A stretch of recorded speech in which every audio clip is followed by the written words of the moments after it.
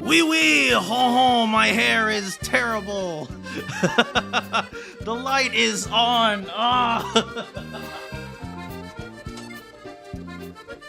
Oui Oui! Ho! I'm sorry I am late. I saw something really unscientific and I just had to correct it because it was... Someone referenced an article and the interpretation was completely wrong, so I had to make sure that they understood what the correct interpretation was. Am I being pretentious? Maybe, but I'm also a scientist. The light looks suspiciously like a French flag. Hello, everyone. I am Manakyn. I am... Oh, where'd the music go? Frick. Yeah, this was the music that was on the entire time, guys. Yeah, today is probably going to be our final venture into 100 line. I miss 100 line. How are you guys doing? Hello, Bowser. Hello. Wait, I mean, bonjour. I cast William Dafoe. Have you seen the meme William Dafoe and William Defriend?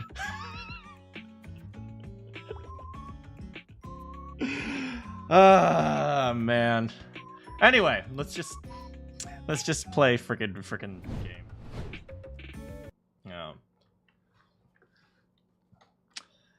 Yeah. So oh, by the way, since some of you here are William the Stranger, some of you guys are Zenless players.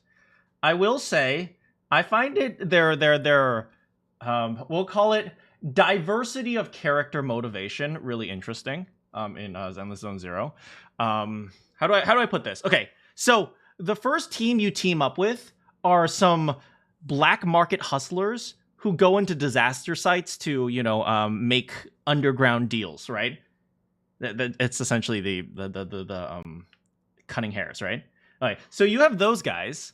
Then you also have you know, you team up with cops who need to go into a disaster zone. And then you team up with the FBI and like these outlaws who need to go into disaster zones. And then you even team up with these Shaolin monks who are trying to clean up like the evils in the world and they have to go into the disaster zones. And then you have the Angels of Delusion. And their motivation is that they are so poor, they need to take on odd jobs in underground radioactive disaster sites so they can fund their YouTube account.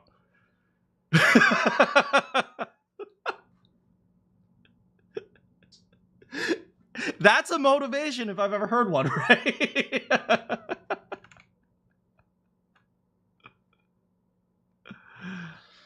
The Angels of Delusion are interesting.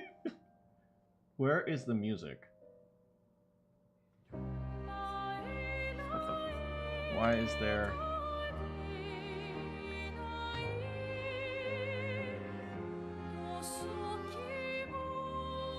Oh, there it is. They will take all the Denny's. Look, they are poor YouTube influencers who can't hit more than 30 views. I actually feel really bad for them. They're poor.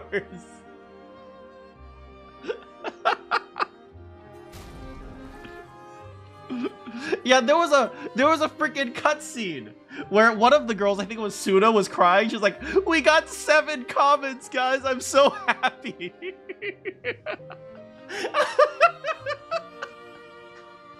It's so real. As someone who at one point wanted to do YouTube, and eventually I decided to do differently. But as someone who at one point thought, oh, you know what, being a YouTuber sounds fun, I kind of get it. Like, you count every single, like, post and you're like, oh my god, Paul from Canada wants more videos. The freaking ad. Hey, Google gave me like $100 in free ad credit, so it's like I'd be stupid if I don't use the free thing, right? I think they were at the time, I think they were rolling out like ads for influencers or something like that, and so like they were contacting all these small YouTubers and stuff like that, and that's how you're here. Well, maybe you should freaking cancel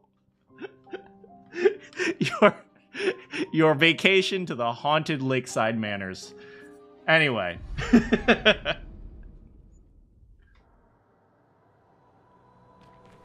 I continue to say, and you know, it sounds like it, like I keep saying, like, you know, trademark soon, right? But once jobs and everything stabilize, like not YouTube because I don't really do YouTube for a living, but once the job stabilizes, my job stabilizes and my voice acting stuff stabilizes, regardless of where it stabilizes, I definitely want to buy another camera, even if it's a janky camera, and start doing stupid skits again. Soon, trademark.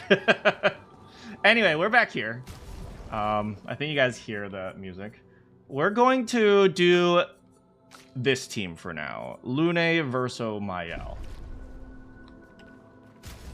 Dang, look at that cake. Anyway, here we go.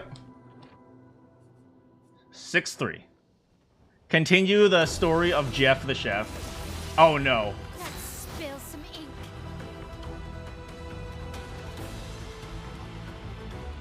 Oh no.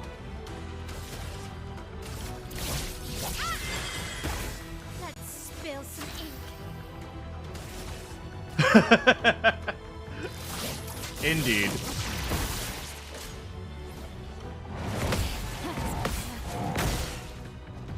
Oh, it's not that bad. Wait. Oh. Ow. That's not so bad. Ooh,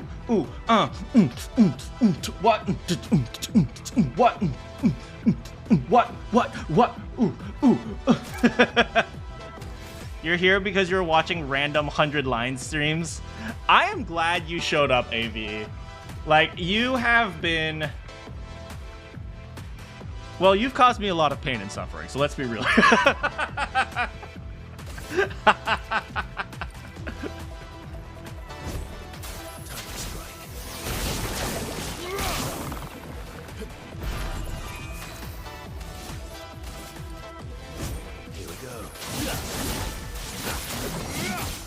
We're almost there. Oh, finally, we can use a new combo. I teamed these guys up because I wanted to use Lightning plus Verso. Still doing the expedition. This will be our final expedition, expedition stream, which is why I chose Pierre-Auguste Renoir. Partially because the name has Renoir. For those of you who don't know Pierre-Auguste Renoir, he was one of the leaders of the Impressionist movement, along with Claude Monet. Life is suffering. Life is suffering. Pierre-Auguste Renoir was one of the leading painters in the Impressionist era. And for those of you who don't know the Impressionist movement, or the Impressionist era of the painters in France, it was the movement that led to the destruction of art. It was the movement that eventually led to modern art. In other words, painting a black square on the canvas and selling it for $50 million. Hell yeah. Yeah, the Impressionist movement is the same thing I say about Fire Emblem Three Houses. It was so good, it destroyed art. Because they started experimenting with this idea of not everything has to be super realistic, and it became so attractive that people pushed it way too far. And now we have this modern art of we have like a sculpture of a Russian policewoman urinating on the floor, and we call that art. So, what you gonna do? Anyway, back to the game.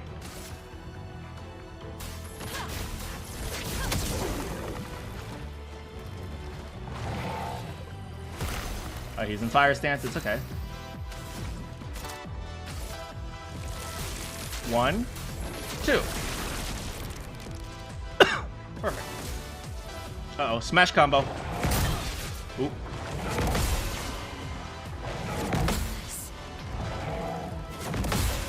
Alright, not terrible, not terrible. We can pot parry that. Luna, careful. Oh, they're dead. Let's combo hard. You remember saying something similar about Expedition 33? Yeah, Expedition 33 did a really good job on this type of thingamajiggy. What am I talking about? This style of gameplay, right? It attracted so many people, and as a result, it now has to now the strategy game world has to cater to the general audience, and the general audience hates strategy games. Andy Warhol, you want to buy this can of soup? I wasn't too into Andy Warhol, but at the very least, I respect him more than Jackson Pollock.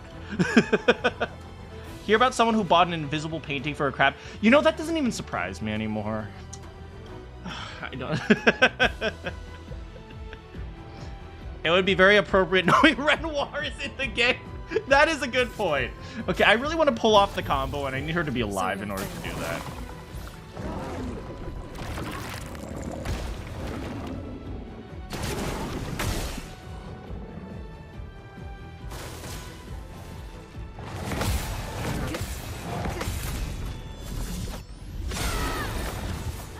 Now it's our chance. Alright, now maybe we can pull this off. He's gonna absorb the fire attack, I think. It doesn't matter. I really want to pull off this combo. Storm Caller. Thunder. Strike quick. Watch out, my elf. Okay, good.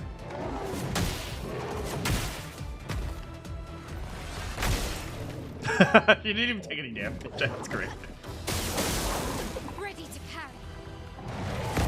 That's better. Okay. Yes.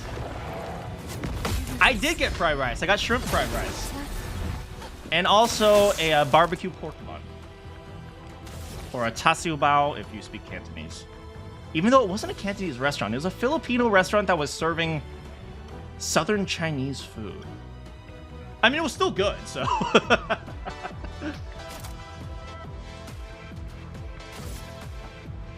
for annihilation. Your recommendation. Okay, you get the uwu.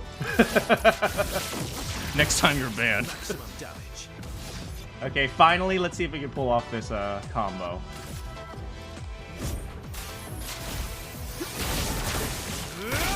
Man, look at all that damage, man. I love it. I love it here.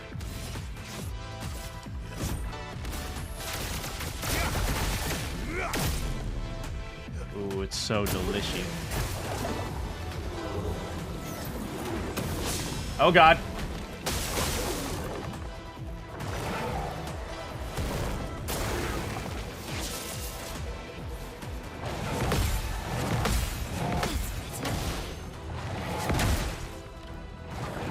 I didn't get all of them. I got a few of them.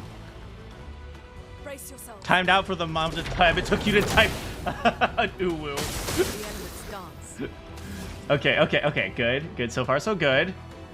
Now we use an elemental trick. We saved this guy specifically. I wanted to use elemental trick on him. A storm is coming. And, fire. Meet your reckoning. That was a lot of damage, baby. Alright, here we go. Here's time for some more damage. Boom. Boom. Oh, look at that, you broken boy. This is essentially turn-based Dark Souls. Or maybe turn-based Sekiro would be better.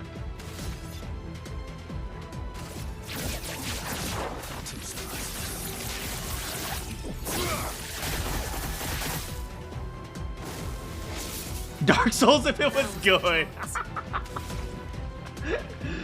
People won't be happy to hear that. I think we have to use Elemental Trick on this guy. He's going to absorb one of the attacks, though. He absorbed the fire one. Let the ink flow. Alright, let's look for fire. Give me a red! Red!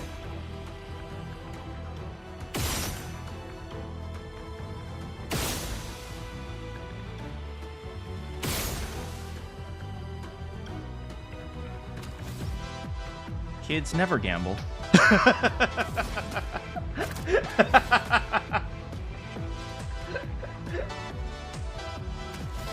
Okay, we need one red, one yellow.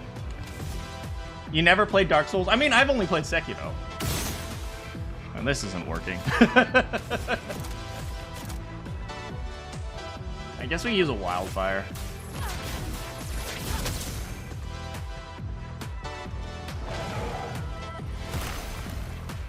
So I'm not going a lot. Never.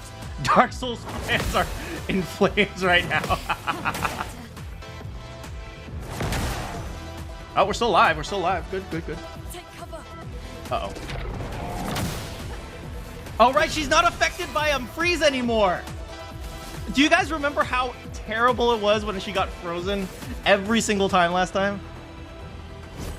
They rightfully mauled Seath and Go. This is real Dark Souls. Elden Ring? Elden Ring sucks.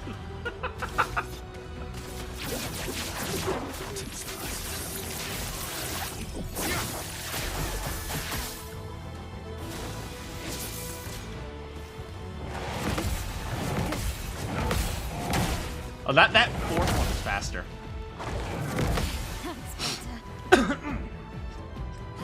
On me. The dance begins. Elden Ring had a good open world. Do you know what had a good open world? Super Mario Odyssey. That's the right way to do open.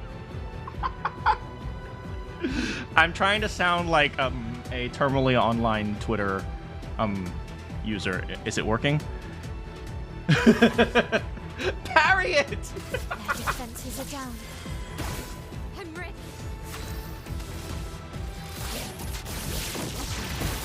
Let the ink flow. Terminally online Nintendo.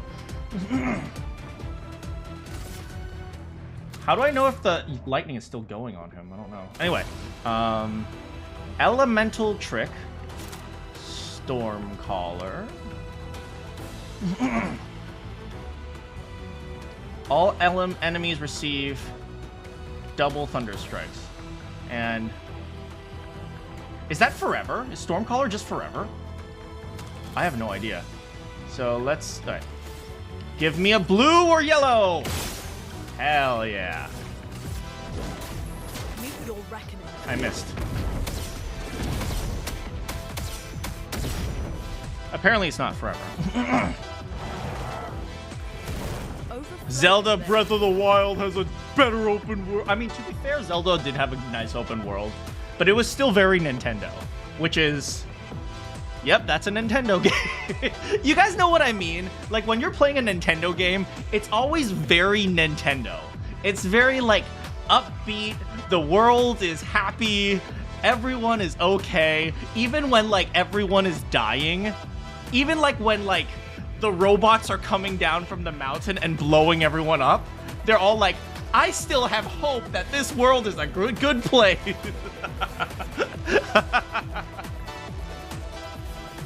I open a chest and get a goddamn.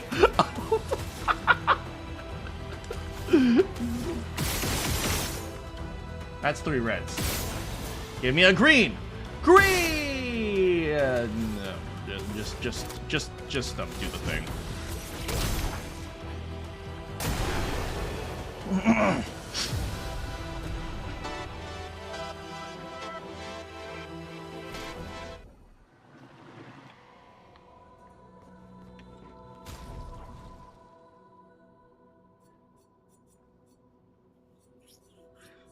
And now they have a use in Tears of the Kingdom. Do they? I never really explored the crafting system or the fairies. Well, I definitely went to the fairies, but for reasons other than crafting. I mean, they were very useful in making good gear. Yeah.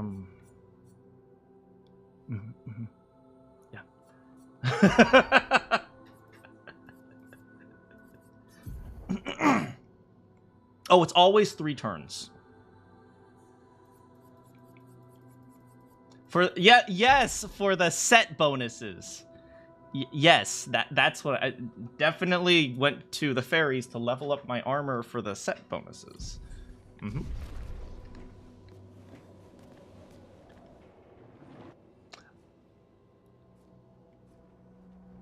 Climber's gear. Climber's gear is the best just because climbing sucks. It's Flame Evacu. I've never seen this one before. We've seen Ice Evacu. There's 1,000 dark and sad games. Let Nintendo be light and hopeful. You know what? Fair enough. You know what I was thinking about? I really wanted to play the new Donkey Kong game. If you guys have played the new Donkey Kong game, like, I've only watched it, but, like, the entire world is like, I am happy, I eat banana. And sometimes that's all you need. Their defenses are down. I'm ready.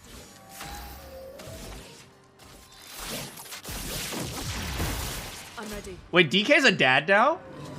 Wait, really?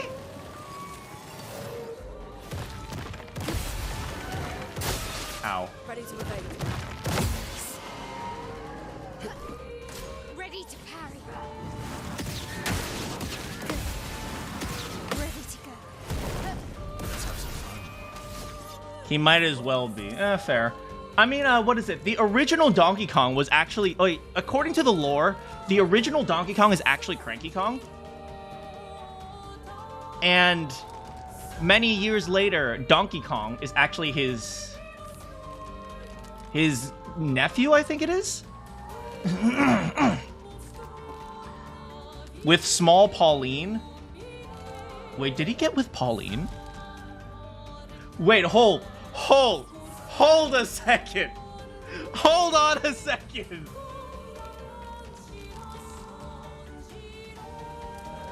Did Donkey Kong get with Pauline? Did Cranky Kong cuck Mario so hard that Cranky Kong's nephew ended up with Mario's ex-girlfriend?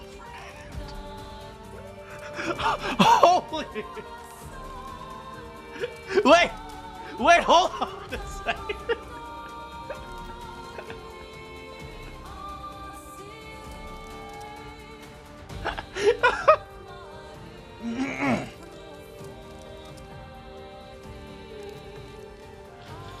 I wonder if they'll ever let Mario be a papa. Oh, wait, let's be honest here, okay? Princess Peach has never actually gotten kidnapped by Bowser. Let's be honest here.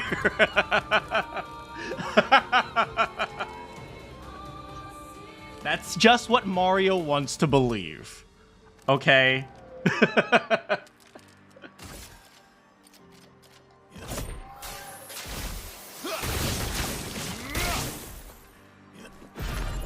There was Donkey Kong Jr. Was Donkey Kong Jr. Donkey Kong, the current Donkey Kong? Or was Donkey Kong Jr. the current Donkey Kong's brother? He is on Shroom. That's a fair point.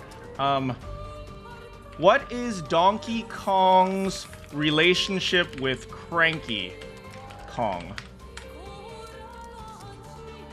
Cranky Kong is established as the grandfather. Okay. What is... what is Donkey Kong... Okay. Is the current Donkey Kong Cranky Kong's nephew? Okay, in the main video game, starting from Donkey Kong Country, the current Donkey Kong is the grandson of Cranky Kong. Is that true? That's according to Google AI.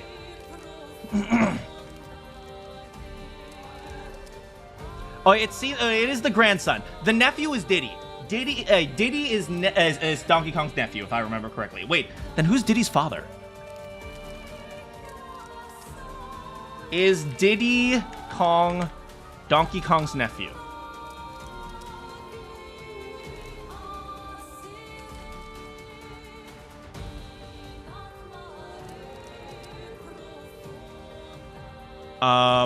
Okay. So here's an interesting thing.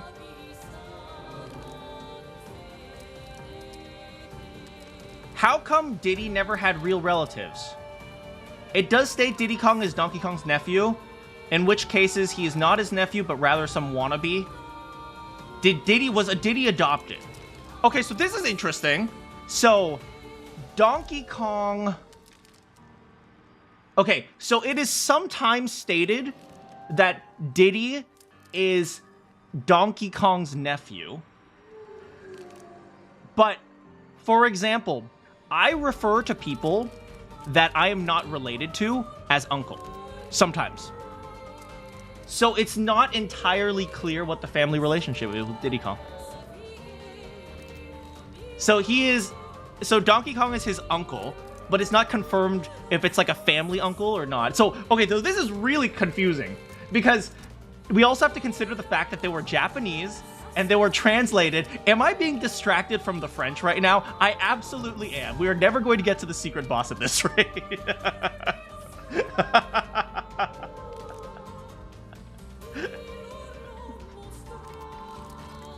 Anyway, where was I? Here we go. Now was our chance. We do know that Dixie is definitely Diddy's girlfriend. And we definitely know that Tiny is definitely Dixie's sister. Except Tiny got a major glow up in one of the recent Donkey Kong games.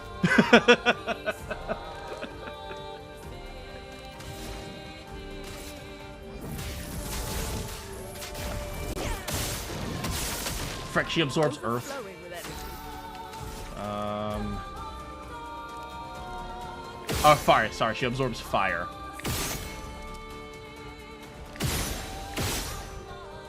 Oh my god, this is not working. Why do I have 4 lightning? Screw it.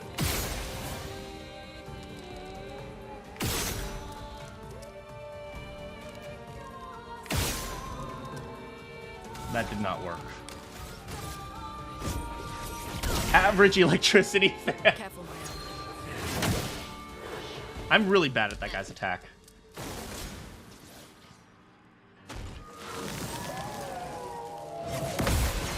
Ready to go. I practiced that with Ice FQ, so I know how to do that one now. Watch out, my hell. That's better. Alright, well. Assault 0, Steeled Strike. So my fire attacks aren't going to do much against them. So we're just going to stick with Steeled Strike now. Get ready.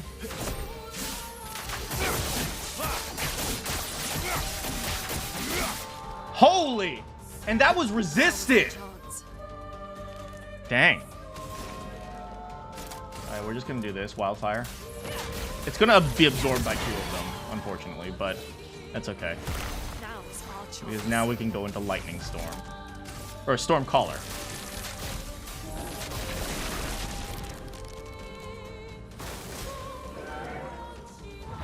Watch out. Oh.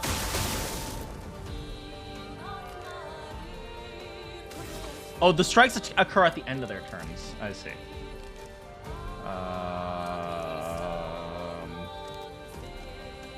I'll keep doing the guard now. Defenses are down. Let's spill some ink. I recall reading somewhere that the reason why Sega didn't give Sonic kids or any young nephews is because they wanted Sonic to retain his cool, useful edge. Sorry, they invented Shadow, so you're too slow. Oh, wait, you're too slow was replaced with I'm gonna kill everyone with my guns.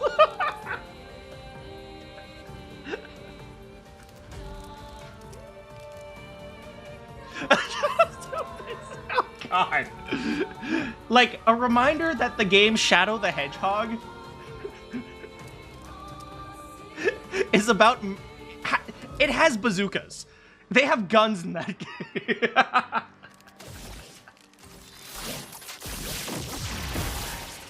On me. Ready to go. It's pretty good damage.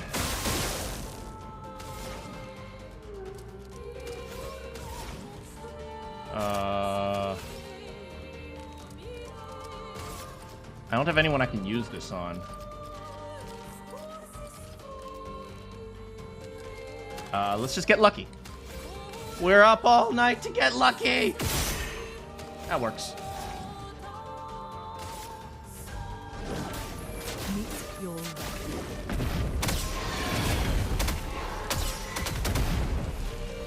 Now's our chance. Alright, I can't use fire attacks on him. So... let's see if we can get just 2 fire stains. That didn't work. Stormcaller, still can't use Stormcaller because it requires 2 fire. We can try...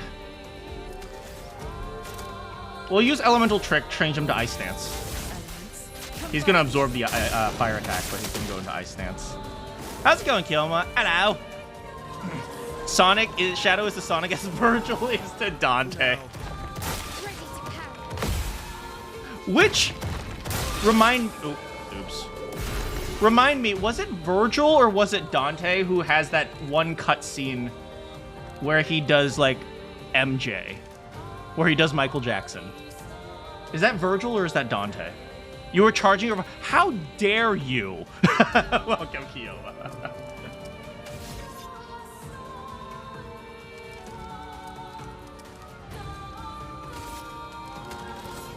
Oh, wait, that didn't change him back to Ice Stance. He's just permanently... I thought maybe we can change him into Ice Stance, but whatever. I guess just keep going. Here we go.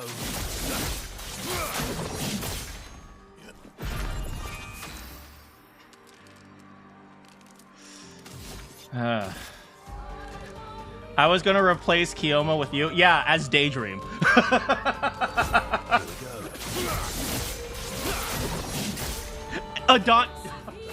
Of course.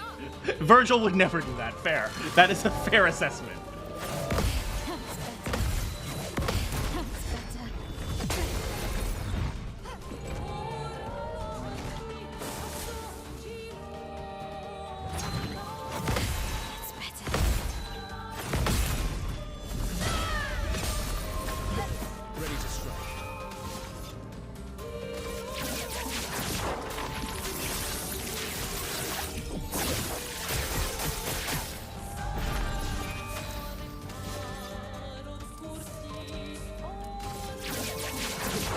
Virgil would die of embarrassment.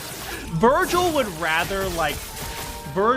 rather die than do something stupid like that. You're absolutely right. Oh, frick. Oops. Time to hit big. I'll revive her.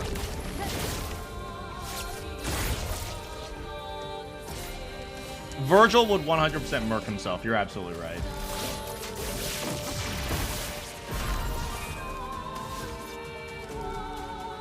I can't use fancy attack.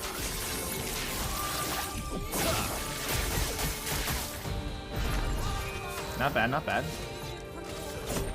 Here we go. Just try it. Watch out. Boom, boom, boom. Ow. Let's start. Boom. Wait, did it do 4,000 damage to my yell?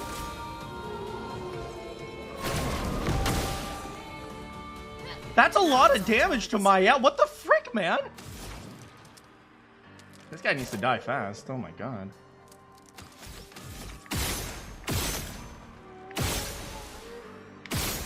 Unfortunately, the roulette wheel is not working. Oh my god!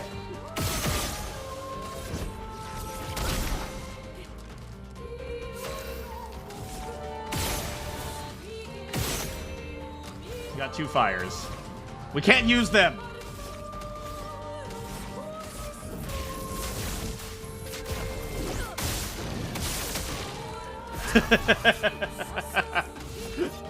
Damn it, Dante. Here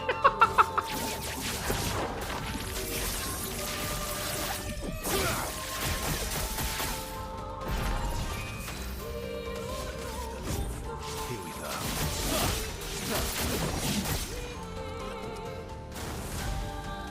The fact that I can't use burn damage in this fight is destroying me. Oh, there goes Lune. I gave up on using maybe. Let's start.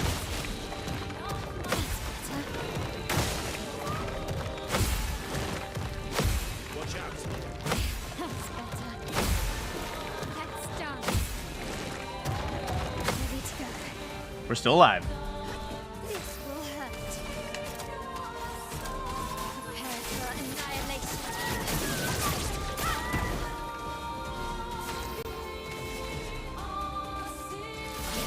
We should be able to kill him next turn, but I'll just play safe anyway.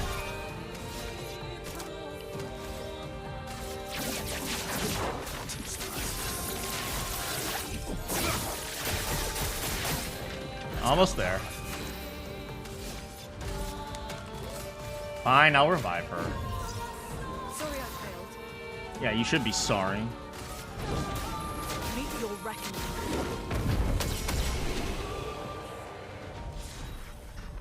If Lune doesn't already have based shield, she needs based shield. Where's Lune based shield? Yeah, she needs based shield. Shield is very based.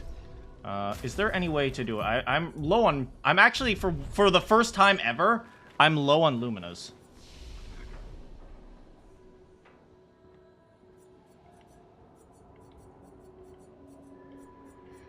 Man.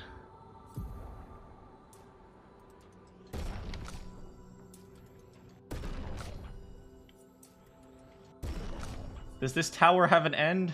Nobody knows. Never mind, we have 18 Luminas.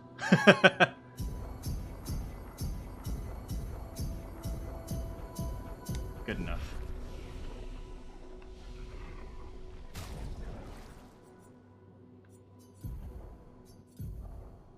Not that.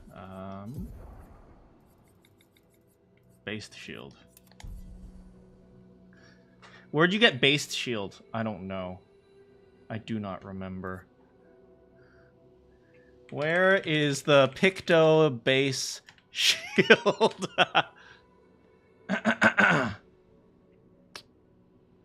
According to Google AI, complete all the challenges on the chosen path.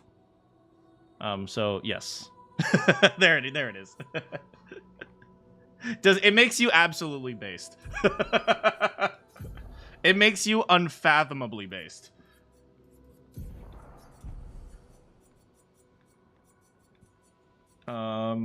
Crippling tsunami. Should we get crippling tsunami?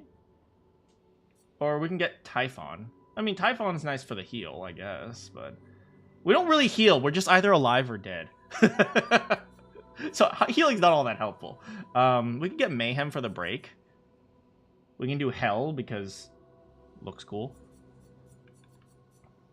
Elemental Genesis is our thing. Typhon.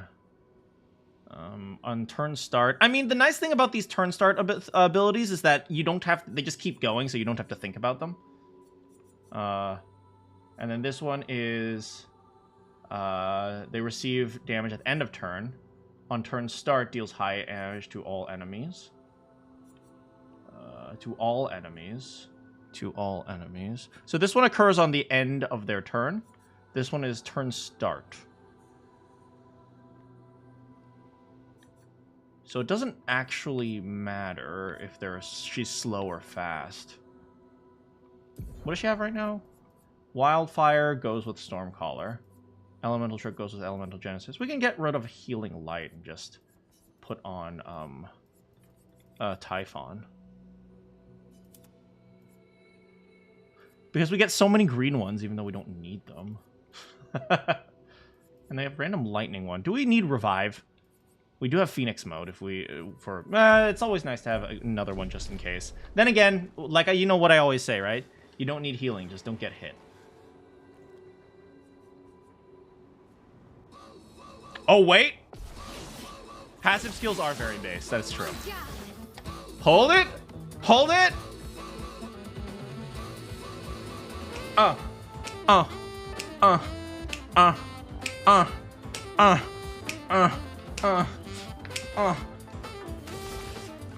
defenses are down.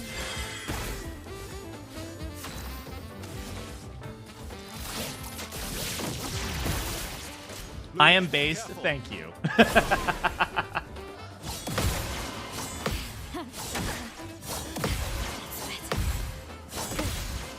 Is it my turn yet?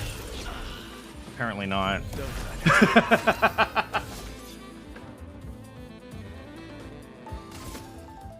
What? What? What? Violent jazz.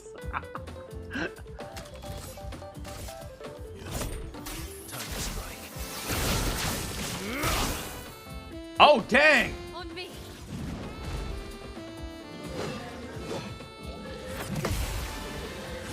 Remember when I fought this guy in the overworld? Nice. I think it was my first boss I fought in the overworld. This chromatic ruler. Ready to parry.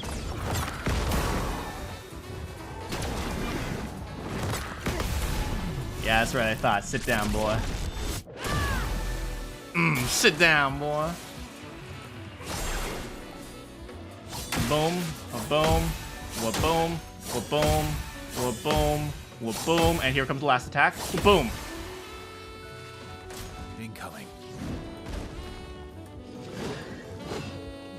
Wa boom, wa boom, wa boom, wa boom, and wa bam. Damn, she's parrying for 1,000,000 damage. Hell yeah.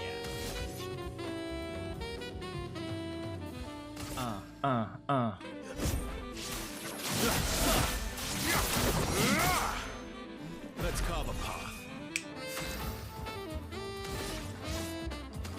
Does it feel satisfying being in the... It feels so satisfying now that I'm fighting people who are at my level and not 50 levels above.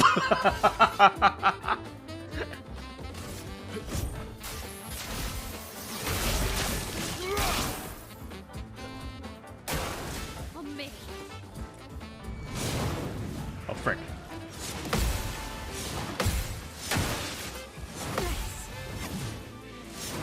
Oh, that one's easy. I just have to remember that the third one is faster than the rest. On me. That's better. Ready to go.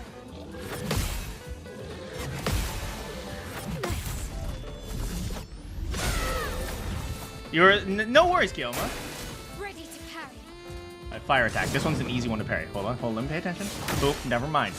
Never mind, I just suck. Never mind, I'm just awful. Never mind, I'm just terrible at this game. I just suck at this game, okay? Apparently, I'm... Yeah. The Expeditioners are big boys now.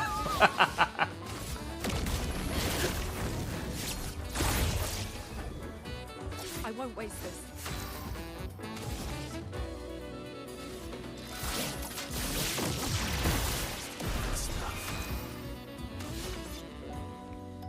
Boo-doo-doo-doo-doo-doo-doo-doo. Time to strike. Oh, both of them are breakable right now. I didn't even realize. Here we go. At a certain point, break stops being good because you don't even care anymore. You just do damage. Now's our chance.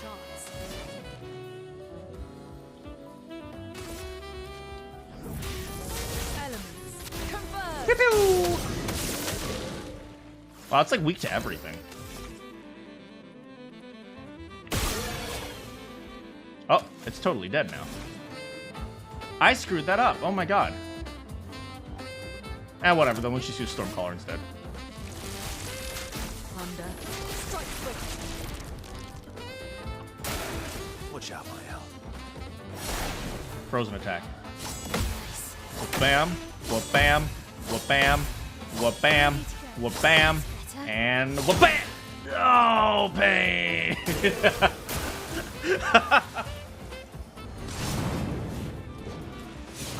Imagine playing this with a controller that like randomly lags inputs. That would be awful. That was my Nintendo 64 controller growing up.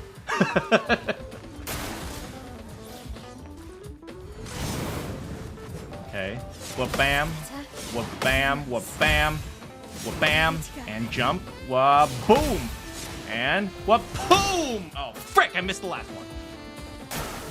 Let's dance. Here we go.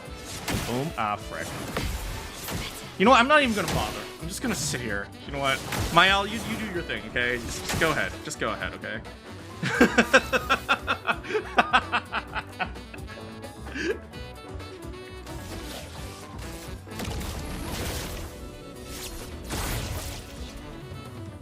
Can't leave us yet. I heard Eggy doesn't even matter at this point. Oh, we'll just break him.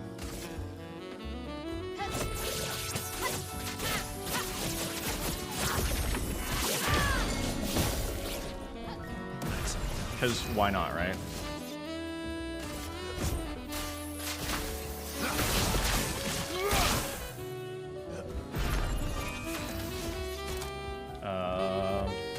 There we go. Here we go.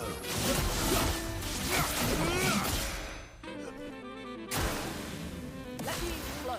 Honestly, as much as I love Lune, trying to optimize her would mean I have to collect more Illuminas and do more stuff. And do you know who else works? Monoko.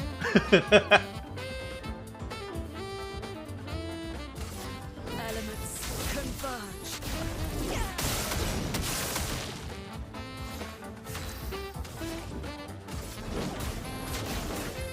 Meet your reckoning. Yeah, he resists all the elements. Let's dance. Boom, whoop, boom, whoop, boom, whoop, boom, whoop, boom, whoop, boom, and whoop, boom. Got it, baby!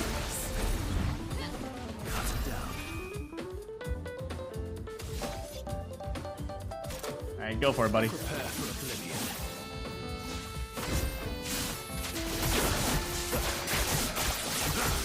Jesus, chill out, bro! Ooh.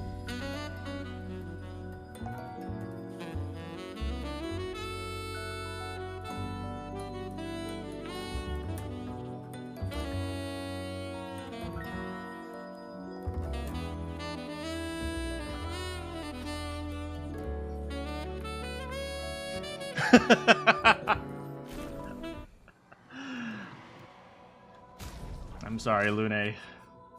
You're no Monoko.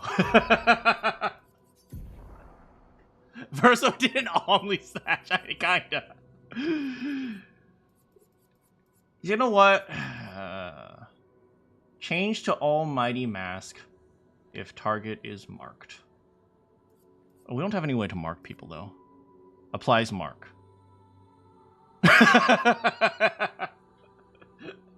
I like the strategy that we've been doing this.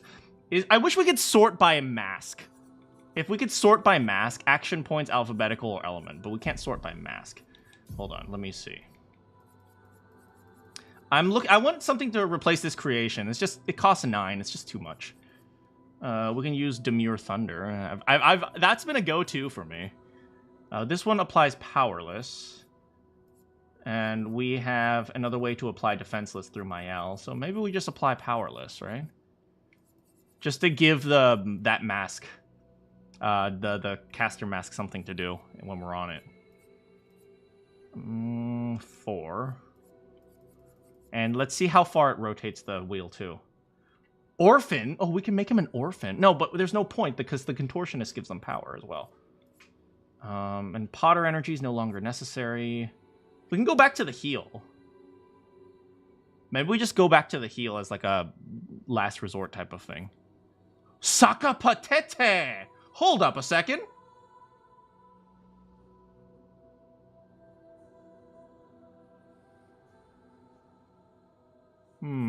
Oh, saplings? Oh, we could be a Doot Doot Magic Flute. Or Toot Toot Magic Flute. Orphan is kind of fun. Demure Thunder. We'll do a Ballerina, okay? I don't think we've ever actually used that one. So these are all pretty low-cost things.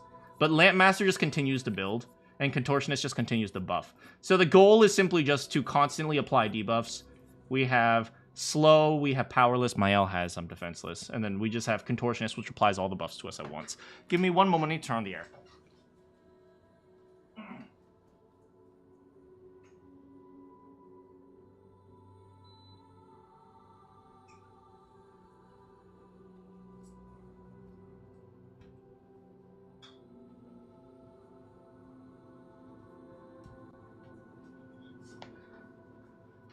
Okay, so the true question now is, do we continue climbing the tower? Or should we go look for, what's his name?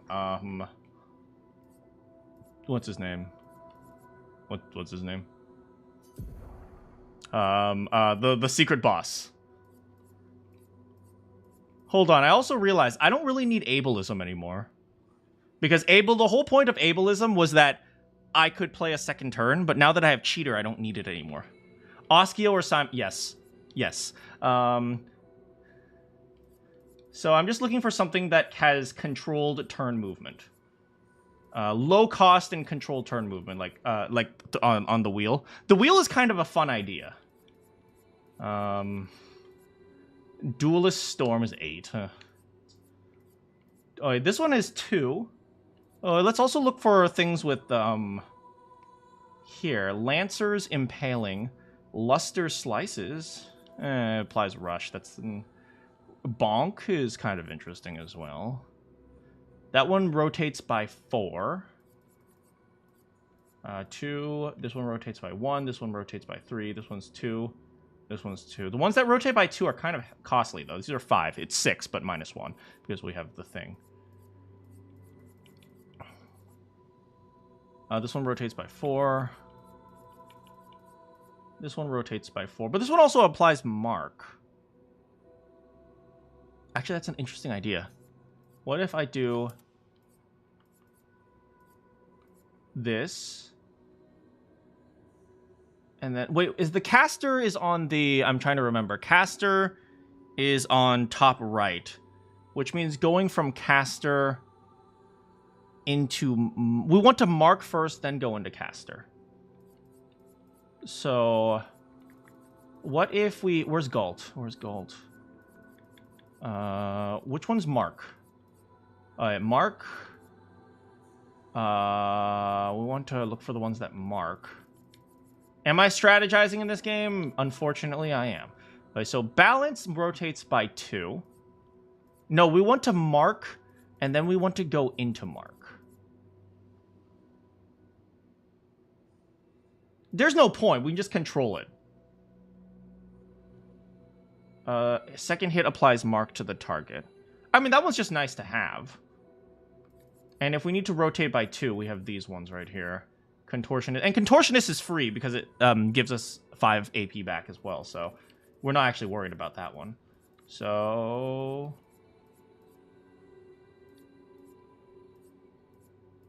Yeah, we don't really worry about the thing. We have Urano here. Just Almighty. So we want to constantly get into Almighty so we can give more AP to people. Switch to Almighty upon breaking an enemy, and we have the move that just auto breaks. So we're fine. Anyway, stop strategizing, get to playing.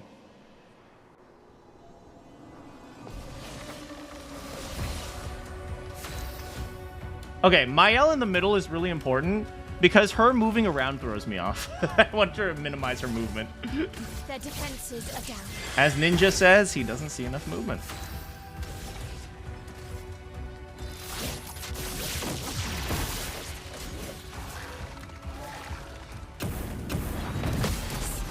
That's what I thought, boy. You thought you could get me like that?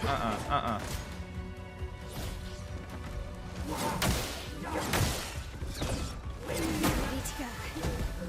Alright. I understand that one. Let's dance. Frick. That's better. Time to end this. Alright. Next we go to Assaults? The Strike Storm? Chromatic Luster. We probably should go after the Chromatic Luster first. That guy looks scary. Time to strike.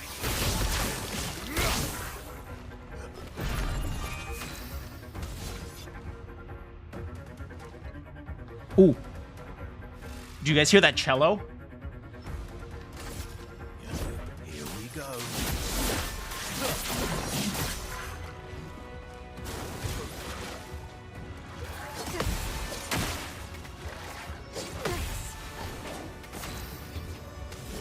We're in Caster Mask right now, so we can use Ballet Charm. That'll take us into Agile. Or we can go 1, 2, 3, 4. I'm actually thinking about the turn wheel now. If we go Stab, then we can go into Contortionism. And then 1, 2, 3, 4 Contortionism will go here, and then the next turn we do... I realize we don't have Heavy Mask, do we?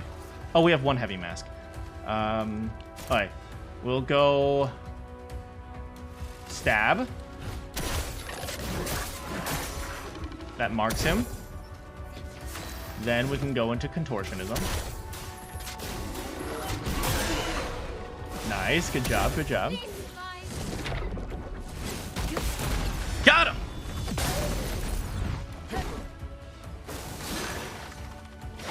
See.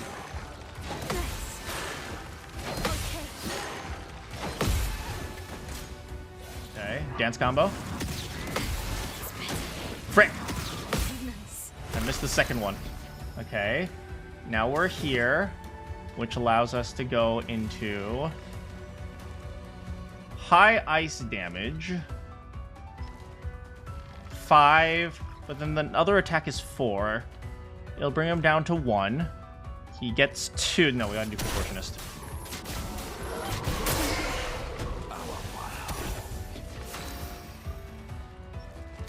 Okay, and now we can finally use Lamp Master Light!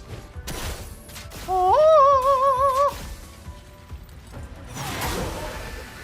Hell yeah, look at that. That's 300,000 on the first cast, and it just keeps growing.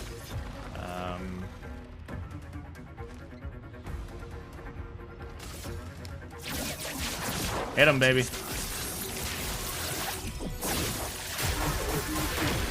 One broken.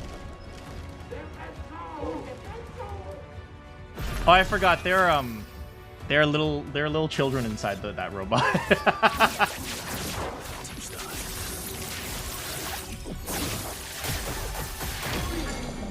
Ooh, we got 2 of them broken. On guard.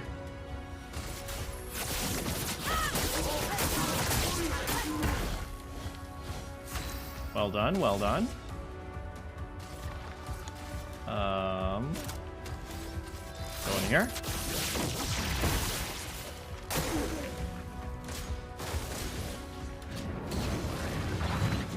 Wait, what? No, why you? Why? Sweet taste of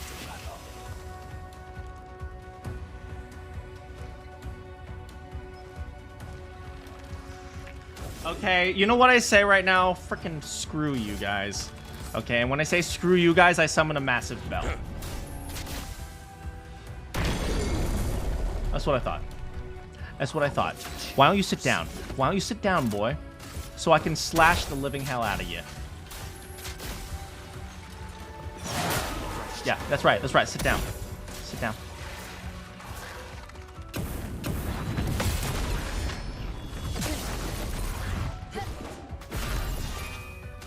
Okay, now this guy reduces fire, so attacking with fire is pointless.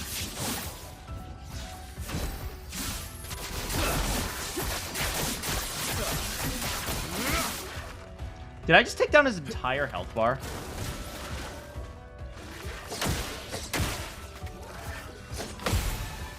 Dang, Verso.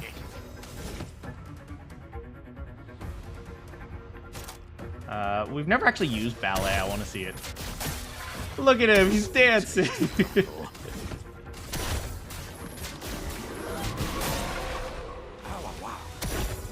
likes you. For now. And die. Oh, another Clea haircut. Why is everything Clea? Breaking a target doubles its burn amount. Wait, what?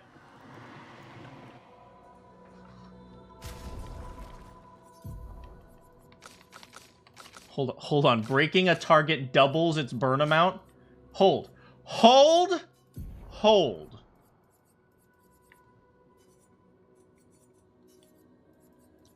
Fueling break. Breaking a target doubles its... Oh my god.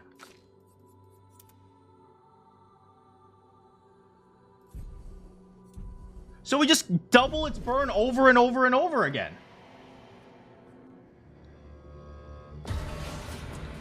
We're gonna have, like, infinite burn. Wait, is that Francois? What up, Francois? Their defenses are down. Let's spill some ink.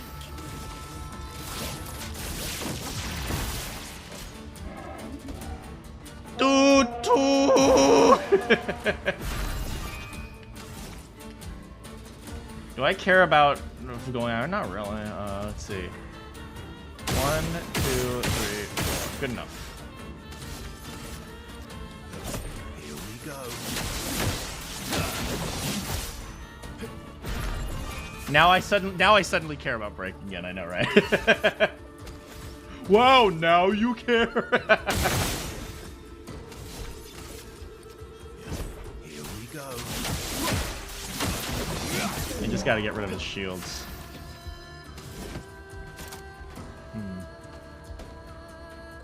If I stabby stab, and then go into... Yeah, so let's stab first.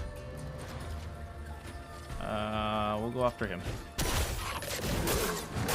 Because Verso can multi-hit target, kill all the rest of them. Let's see here. Ballet Charm moves 3. Well, oh crap, that moves 4. 1, 2, 3, 4. Alright, so we're gonna have to use the Lamp Master for now. Just to get into Almighty.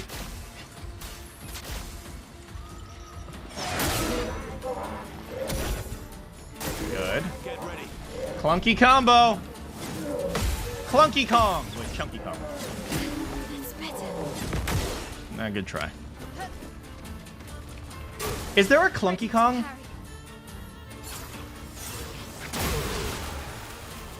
Oh, I didn't do anything. Huh? Ready. I missed. Frick. You're outmatched. Here we go. Good job. And this should kill all of them. You love Chunky Kong? I love Chunky Kong. Chunky Kong's great. Uh-oh. Oh, there we go. He may move slow. He can't jump high. But this Kong's one hell of a guy.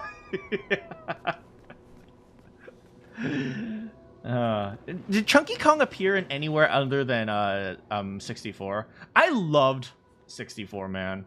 Everyone hated on Donkey Kong 64. I loved it. Are we fighting? Grace. Are we fighting an Axon? Oh no, it's just a chromatic.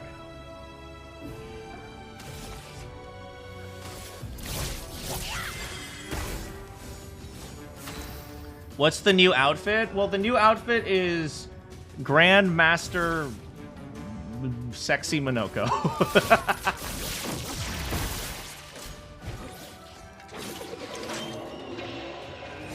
This was the very first boss we fought! This was the very first boss we fought! Remember this? Oh man, this brings back memories. Incoming.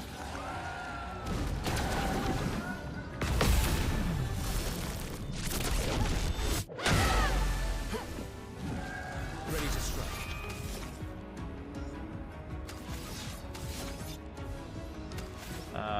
first we'll do this. I remember the number of times we died to that stupid boss. I mean, I never died to that boss. I defeated him in one try, but for some reason the game was really glitchy and stopped, like, and kept resetting the game every single time I almost killed him. First, I don't know. It was weird. Here we go. Saturday Night Fever Minoko.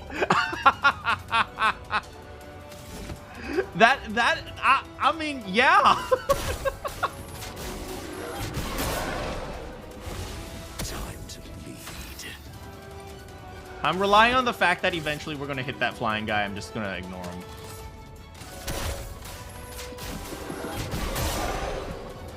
Go hit the back.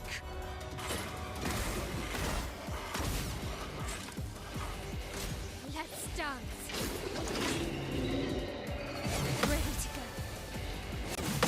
And I learned that red means slower attack and yellow means faster attack. Likes you. Dang it. He's getting ready to counterattack. Get ready.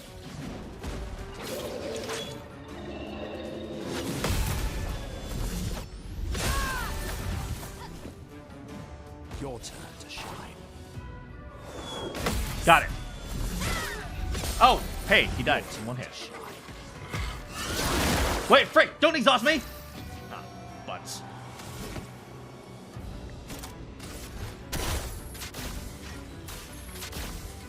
He's gonna counterattack.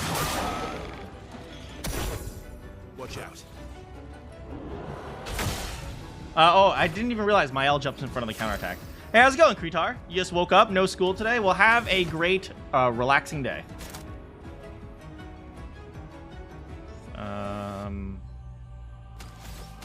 We'll just use a ballet attack.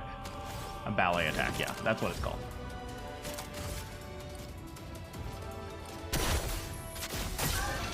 Maximum damage.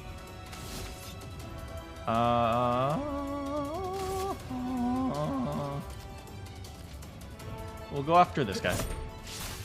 I don't have a reason for why I do this anymore. I just do them. We don't have enough AP, unfortunately. Oh, I can use Purification. I should have used that. Holy frick! That's a lot of damage for a healing move. He gains a shield for each blow dealt to an expeditioner. What the? That's my L's move! You've never had Wi-Fi before? You've always been using your phone. I just got Wi-Fi. Hey! That's awesome! Welcome to... the internet? No, you've been on the internet. Welcome to the joy of watching YouTube and trying your best to connect, but your internet provider is down.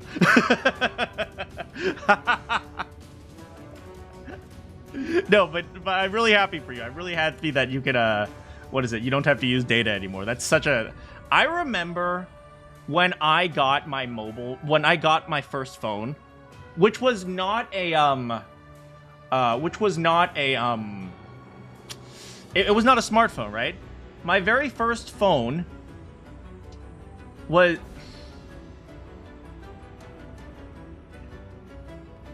Well, let's put it like this. My sister had a Razor. Do you guys know what a Razor is?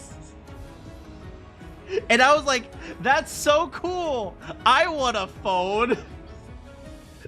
And so my dad gave me some hand-me-down Nokia that could play Snake on it. Hey, it never broke. You had a Razor too. Old man. Old AF flip phones, man. But I remember, like, you're like freaking out you finally got Wi-Fi. To me, that's like when I first got data to do text messaging. And like, I remember when I was like, oh, I had to call everyone. And then my dad was like, hey, I just signed us up, so now you can send text messages. And I was like, no way. So it might not be the same thing, but I totally get where you're coming from. So I am very happy for you, Kritar. You don't understand. I am legitimately happy. You've been very interested in old flip phones. Man, my sister had a Razor and then she had a BlackBerry. Motorola has a modern Razr now. Is there? I don't even pay. Like, everything is either iPhone or Android or like Galaxy nowadays. And not even Galaxy, but... And who's calling me old man? Hello, Arcane. Of course it's Arcane. We'll use a payback. No. Disappear. Unlimited texts. And then I learned how... I forgot how to talk to people. You just got a Google phone? A Pixel, right? Is that Google phone? Roll over minutes. I don't think I've ever needed to consider about like rollover stuff. It's never been a problem for me. Mostly because I've never I don't really talk to people very much. Like, the only people I called were like my dad and one of my friends.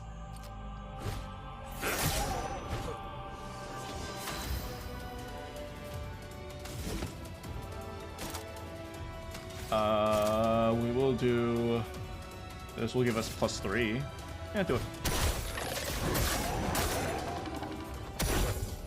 Let's dance. That's better. You remember when companies had unlimited texts? Oh, man. When they first added that... That's better. That's better. Yeah, when they first added, like, unlimited texting or something like that, like, I'm very familiar with the phone Wi-Fi telecom industry, because that's where I worked for a while. In fact, I still work there to an extent. And, yeah, like, they told me, like, how much of a nightmare it was when they first added texting, because texting took way more data than actual calls. It was actually really interesting. It's how we got TTYL. What does this LOL? Here we go. Let's carve a path. You remember your dad finally getting DSL after using dial-up? Hold on, let me see if I can find it.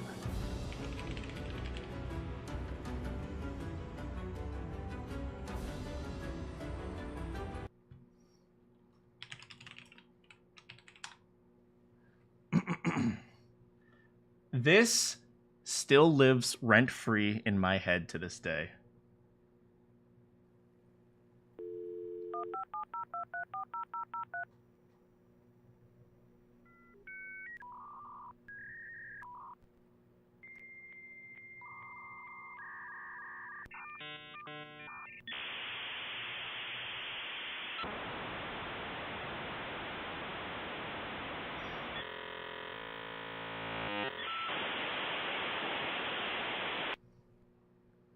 That still lives rent-free in my head to this very day. Especially the part where we go, dado, dado. That part, I hear that in my head all the time.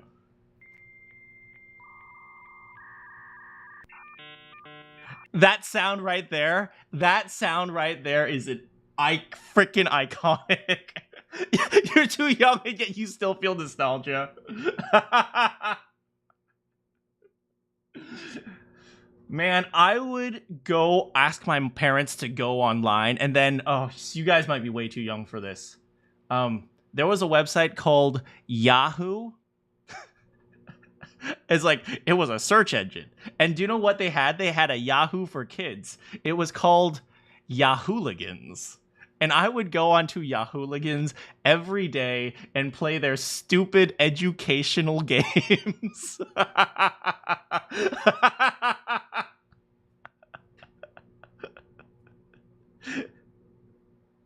Remember when the internet came in the mail? You know, that was a very long time ago. Anyway, we're never getting to the secret boss.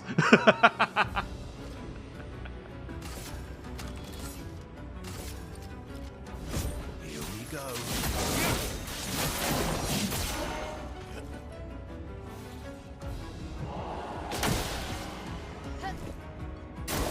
It likes you.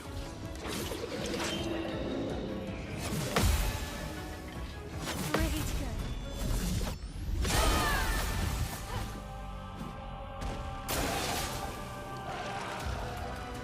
Alright, he's doing the counterattack thing.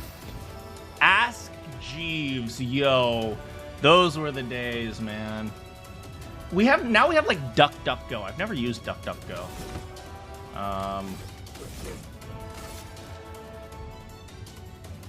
We'll break you just because you have more health.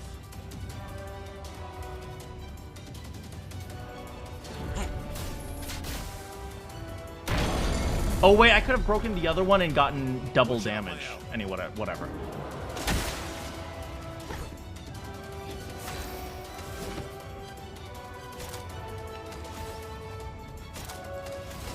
No, Lamp Master. There we go.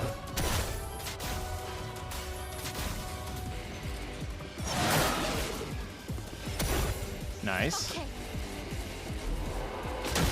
Ow. Almighty push! It kind of is, huh? Okay, let's see if we can break the Bouchelier.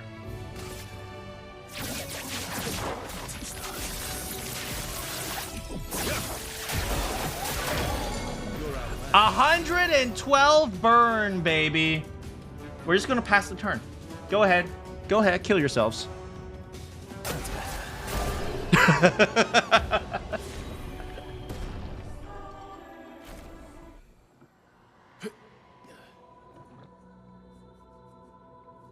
8-3. How far does this thing go?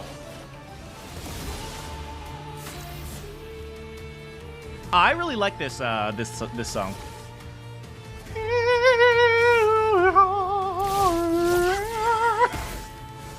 The beautiful opera stylings of Manakyn. You remember Gaggle? I barely, honestly. Like, the name sounds familiar, but I don't even remember it.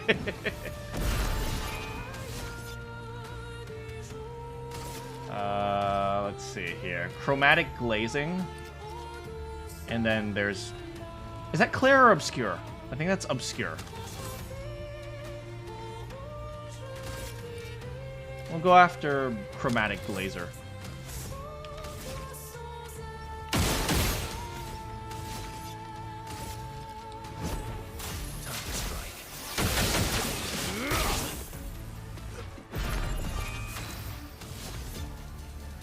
Remember, Skype isn't that old, man.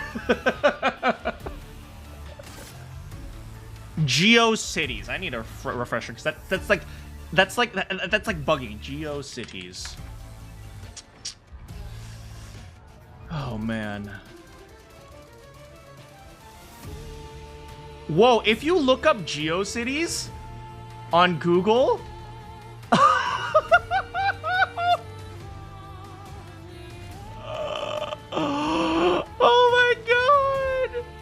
I'm sorry. I'm having a nostalgia trip right now.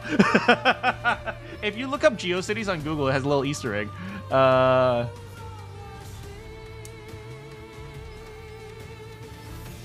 Man. Could you argue that GeoCities was like Reddit before Reddit?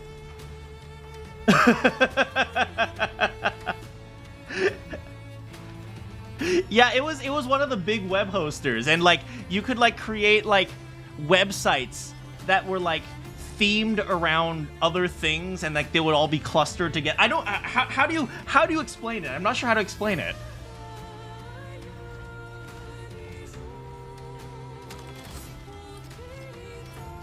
But essentially the websites were really not that different from like...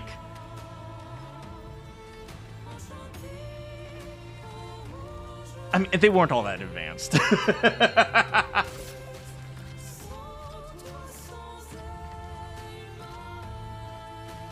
We'll just go after chromatic laser. Here we go. LimeWire. Oh my god, my sister got in such trouble in LimeWire.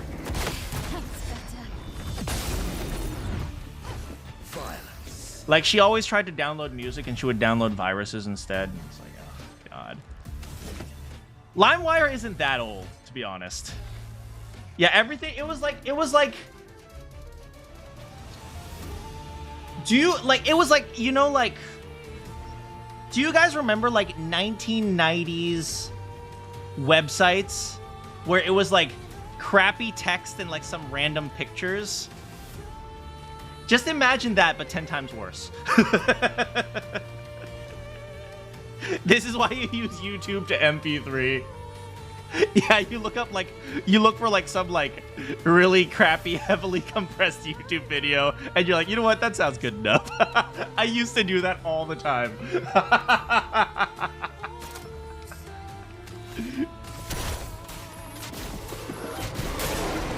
Permit me to help.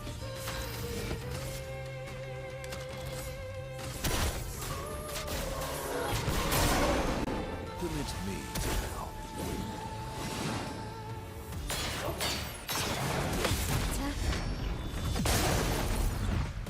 You're still not dead from that, wow. Ready to go. Violence.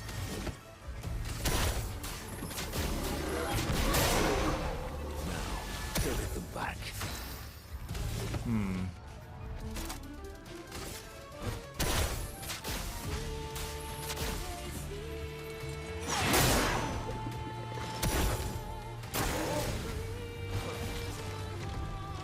Ready to go. Gotcha. Yeah, to be honest, I'm not as much of an internet historian as I would like to be. Like, there's still a lot of things that, that I don't know too much about the internet. Like, you guys are reminding me of things, but if you, like, asked me to, like, follow the internet origins of 2chan or something like that, I would be totally lost. Because, like, I was super heavily censored as a kid, so I remember all these nostalgic things, but it's like... There's some guys on the internet, like internet historians, who really know like the super depth of everything on the internet. Oh man.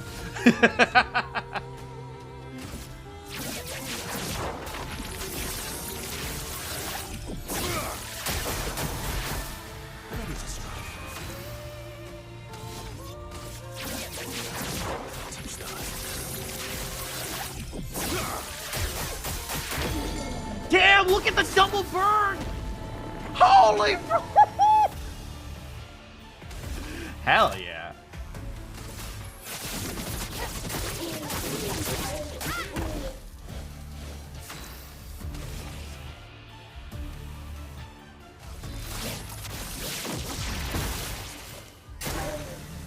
Sweet taste of battle. Let's see here.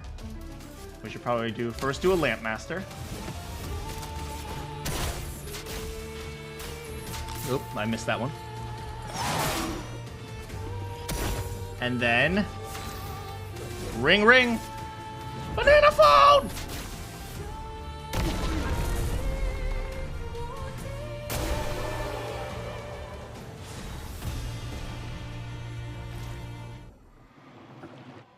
Hell yeah. Dang, it's still going? Stage 9.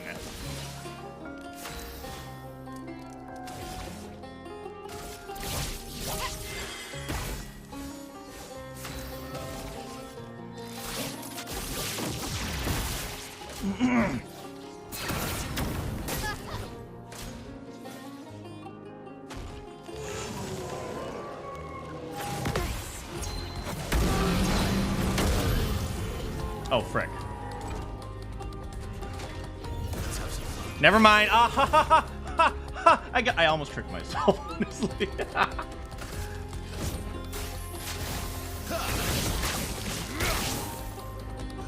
Wait, what? Oh, no, no, it's fine. We're fine. We're fine. Let's dance. Watch out. All right. Nice. We got her. We got her locked in. Ready to parry. All right, here we go. Bump, bump, bump. Oop. That's better. Nice. All right, works. That works. Works. Watch out. Frick. Watch out.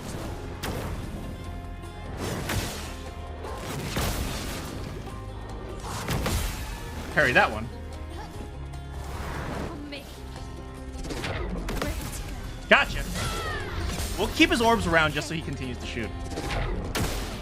Frick. Let's see here. We can leave Monoko down for now.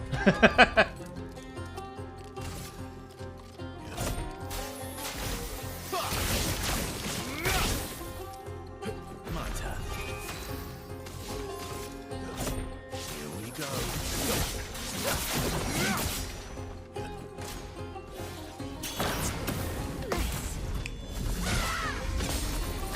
Nice. Good.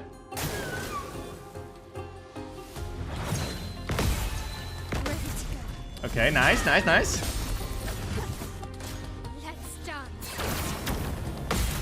Okay, she can keep trying to enchant us. We'll keep poking her. We can do a Phantom Strike.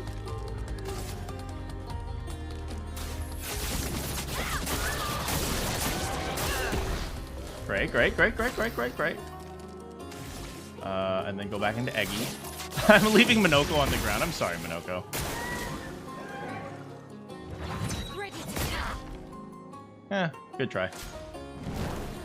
Stop! Hammer time!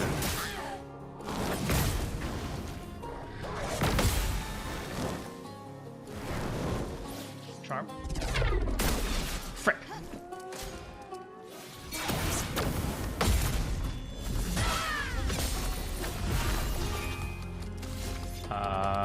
We're at S right now. So we'll take the opportunity to revive Monoko.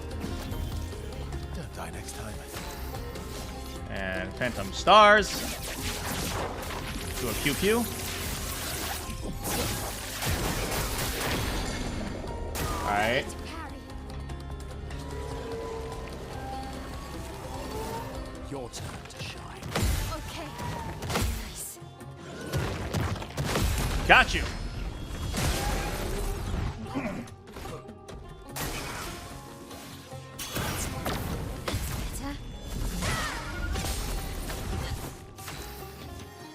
Nice. Okay.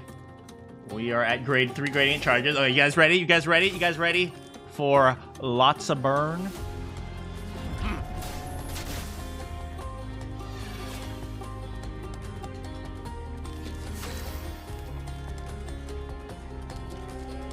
Oops. It does earth damage. She absorbs earth damage. Oh, right. She Ah! I felt so cool too. Oops. I was feeling myself, man. You don't even know. I was like, oh yeah, I'm gonna destroy him. Cut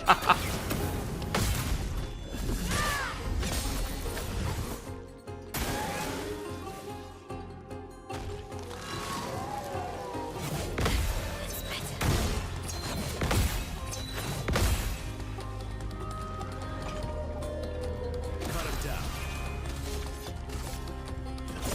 I guess we're gonna have to do this the old-fashioned way, with a very, very large kitchen knife. Which I just realized, yeah, it's a really large kitchen knife with cotton candy.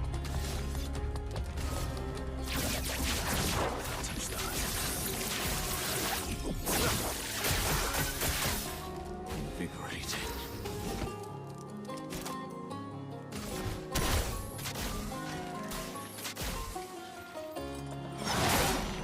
Dang, ballet girl's not going down. Time to bleed.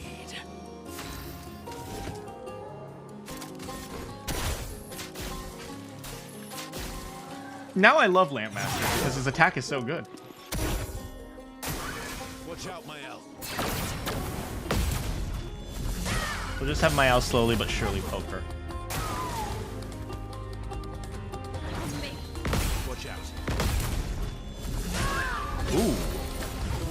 Finesse and We have to go into... Ooh, let's try this. Burning Canvas. High single target void damage.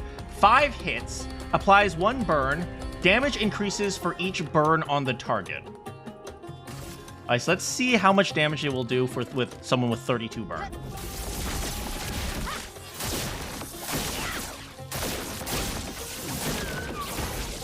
That's pretty good for Tank L. That's not bad for Tank L. let's dance.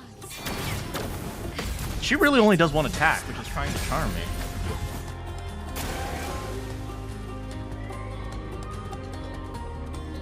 Okay. Let's dance. On me. Watch out. Your turn to shine. Your turn to dance. Please smile. Ready to carry. It's weird because that attack is actually faster than normal. At this point, the only thing we ever need to do is the ballet attack.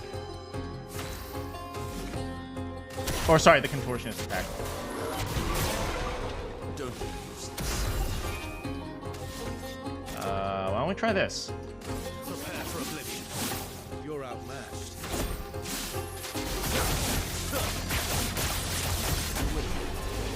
That works. Alright, we're leveling up. How are we doing on stuff? Oh, I guess when we go into these trials, we don't need to heal, which is nice because there's the flag right there, so we have to just constantly go back and forth on the flag, but they're like, yeah, don't worry about it. Thunder Evacu?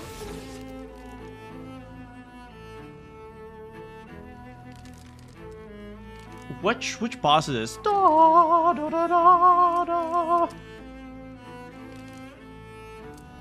It's not Lampmaster because Lampmaster is. Our defenses are down. I'm a beautiful singer. Shut up.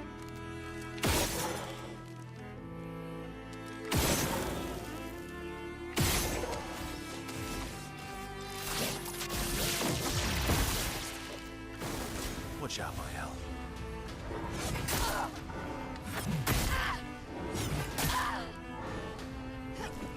So close. Nestle, dodge.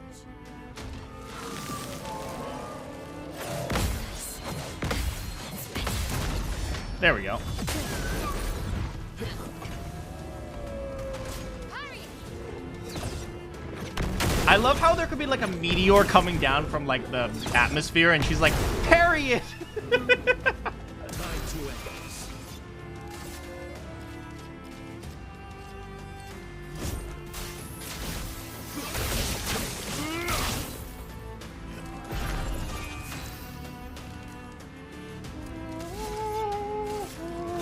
Here we go.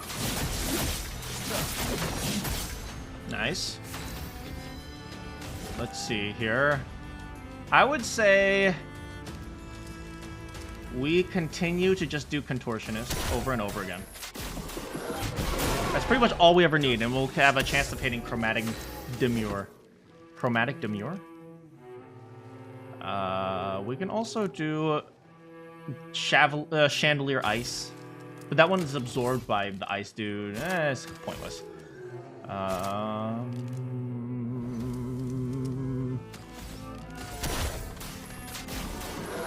Yeah, just keep using Contortionism. Useless.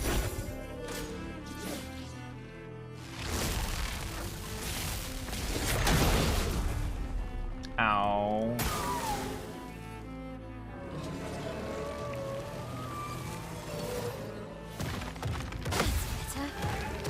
That's better. I love how all the Evacus use the exact same, like, pew, pew, pew casting spell attack. Let's dance. Here it comes. And boom. And boom. And a big hit. Ow. And I missed that one. Oh well. Smash! Michigan Smash! I don't think he ever uses Michigan Smash. What does All Might use? He uses Delaware Smash. He uses United States of Smash. You guys watch My Hero Academy? What others? I know Delaware Smash. He uses Detroit Smash. Probably not the best representation of the US, if you want me to be honest, right? I mean, if he used Los Angeles Smash, I'd say the same thing. Ever played Overcooked? I love Overcooked. I just don't have friends. But I do love Overcooked.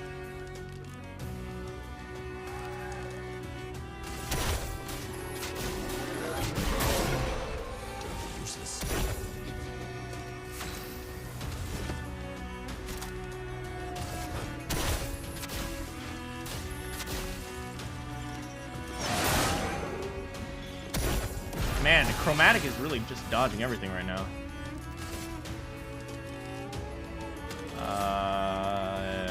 Just keep attacking Epicu. I'll just kill the other guys with collateral damage.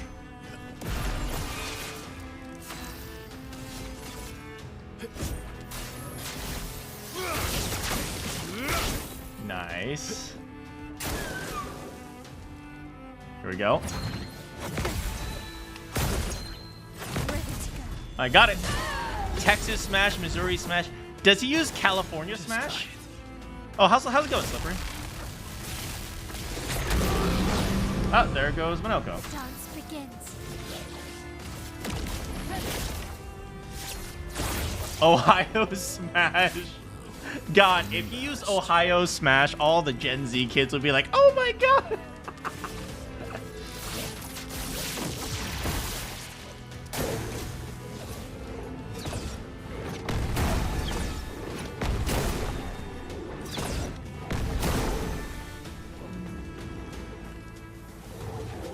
He's heating up! He's on fire! Anyone know what that's a reference to? Okay. Nice. Bring it on.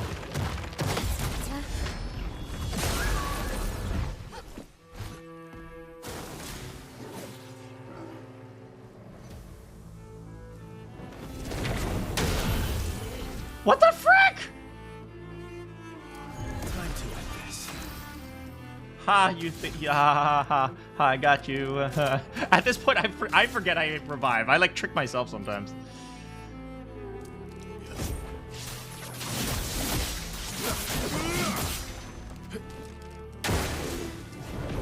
Uh-oh. Oh, we gotta kill that guy. I don't think we can. We're not fast enough to kill him. Nice. Ready to go. Nice. Ready to parry. We're never killing this guy. He's floating, so none of our attacks touch him.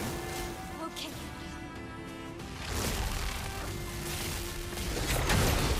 Oh, so palm. Okay. On me. Watch out, my ally. Do you see Verso jumping back? Ready to parry. Well, there he goes. Ready to parry. That's better. Good. Nice. Finally got it. Mael's doing what she does best. Standing there and looking pretty. On me. On me. That's better. Ready to parry. Ready to go. Go get him, Mael. Ready to go. On me. And down.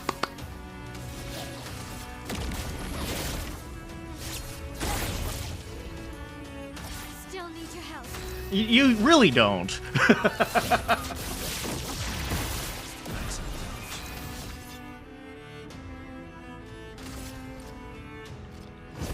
Here we go.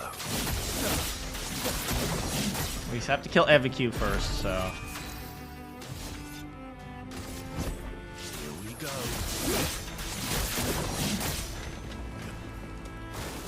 Okay.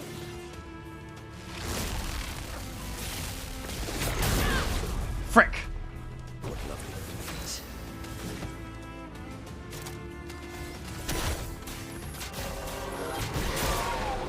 We're gonna have to go after the demure eventually, but today doesn't seem to be that day.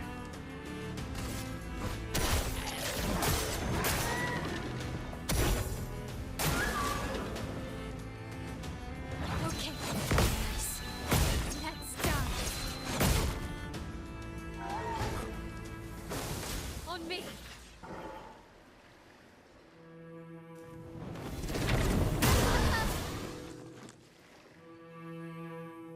Huh?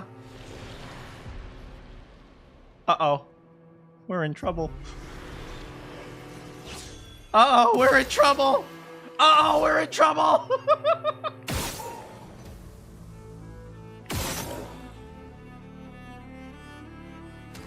Back to gambling!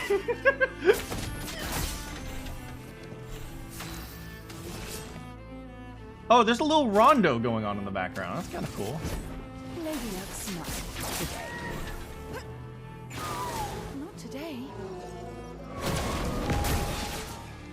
Oh, she's alive. She's alive. I'll do it.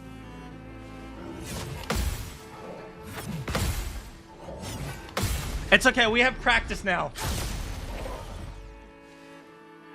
I'm supposed to parry that. Well, as you all know, she always says parry it, and so I should have listened. Today. Ready to evade. I'm ready. Wait, no, we have a thunder ability and heals him!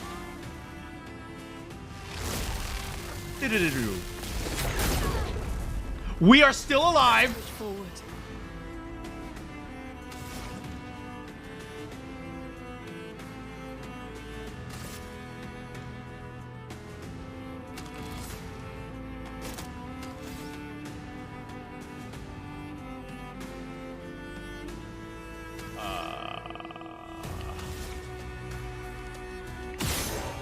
Electric. Electric. We just need a green. A green. That's good.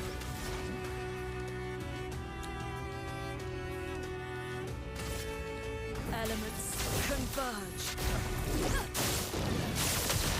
He dodged all of them!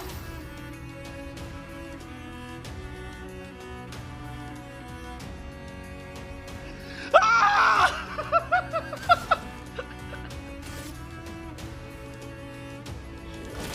The eternity of ice. Nobody dies. If I die, so be it. If I die, so be it. You're not dying! We're gonna win! Heal us! Time to read. Oh god, here we go. Faster, it's faster than normal. Brace yourself. Today, I'm Frick. ready. I'm waiting. Take your shot. Look out! Ready to evade. Yes, yes, yes, yes, yes! I'll do it. What?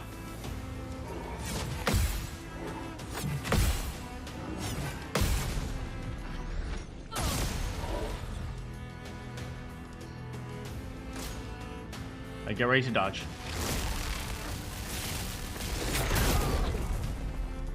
Oh, pain. Oh, that hurts. Okay, it's okay. It's okay. We're reviving her.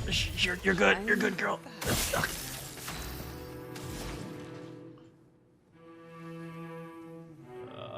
No. I don't feel... Mr. Stark, I don't feel so good. Shoot the core. Shoot the core. Shoot the core. That was not dodging. Thank you, Sams.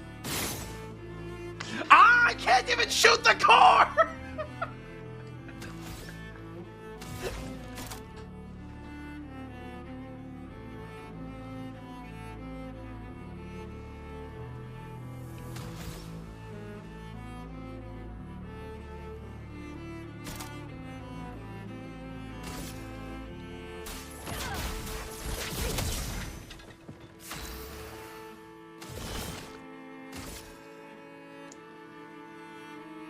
Everything went to hell as soon as you arrived. Yes, it's all your fault.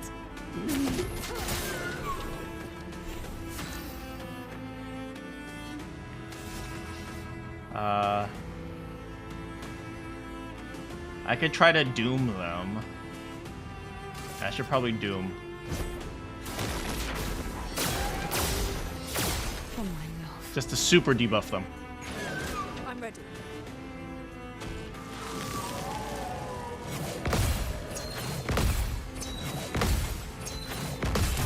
Sit down! That did nothing!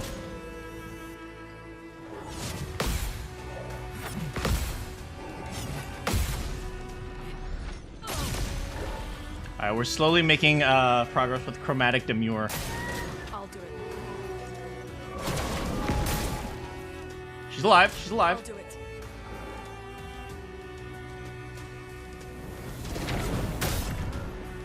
She's alive! She is alive! She is alive! That's all I care about!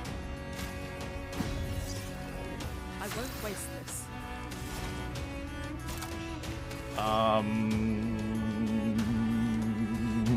What do I do? Okay, what do I need? I need either ice. Ice will work, ice will work, ice will work. Just use ice. Use the ice attack. Let's keep going. A storm is coming. Good. Let's keep going. Good, good. We'll get in the healing. It doesn't really matter because it's one hit and we're dead, but it doesn't matter. Elemental Genesis, go!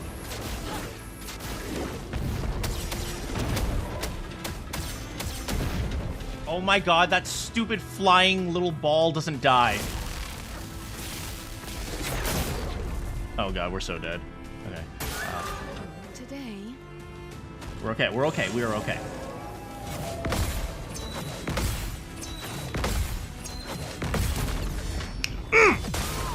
Sit down!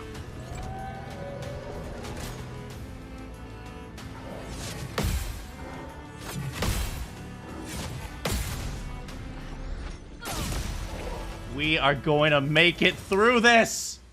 Ready to evade. Oh no. No, no!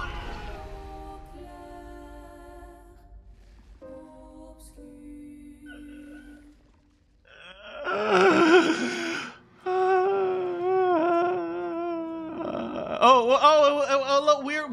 For some reason, they kicked us out of the painting. Whoa, so weird. I guess we better get, yeah, like, as you guys know, it was, the strategy is to get kicked out of the painting so we can go to another area. No. No. Yeah. Have I been at the tower the entire street? Yes.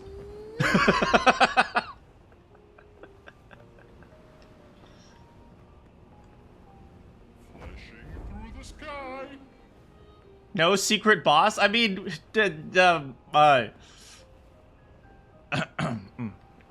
right.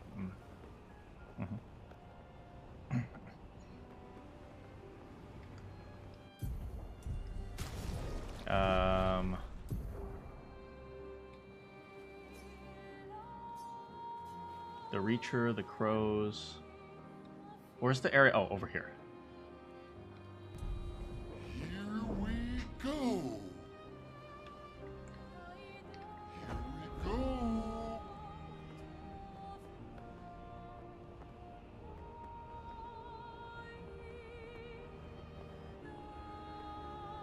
Wait, where is it? Oh, right there. Going up. Oh, no, it's in the sea. All right, let's see. Renoir's drafts.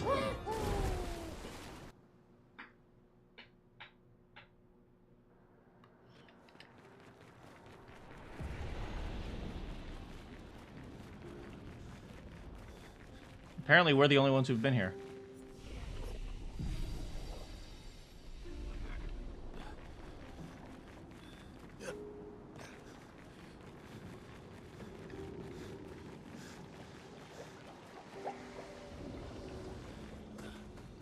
Warm-up fight? I guess we should fight these guys to see how hard this area actually is.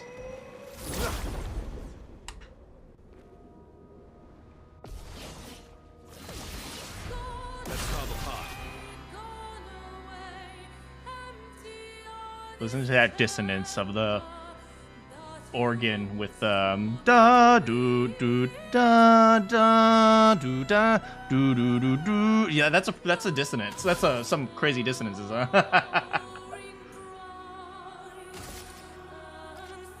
Stupid flying enemies. Time to strike. You know what I don't like about the flying enemies? Isn't that they're difficult to deal with, it's that they're boring. The only way you can deal with them really is shooting them, so it's like the entire game just turns into a pew, pew, pew. I think that's my major problem with them. Here we go.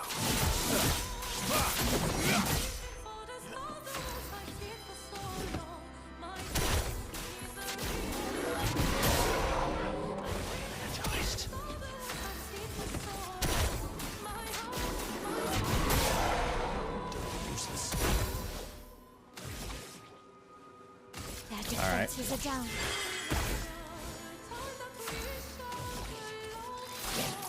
Eggy. Your turn to shine. Earthquakes. Ready to go. And then he's gonna do a gradient attack. Better. Boom!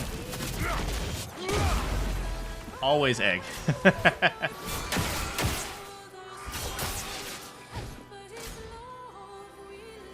Ready to pounce. Protective bubbles. Oh, it fires them. Watch out. Okay. Stop! Frick, I can't use my abilities right now. I'll just punch him in the face, I guess. Yeah, that'll show him. Violence, yes. That'll show him! Yeah! Let's have some fun. Here we go.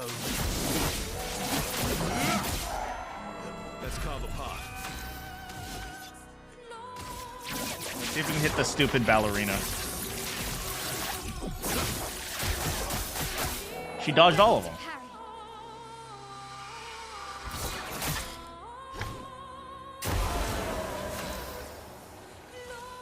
Can I like do something right now, because I can't do anything right now. Oh my god. My cup is full.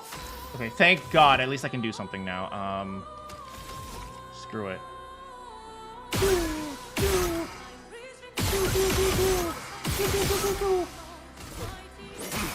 Hey, we got it.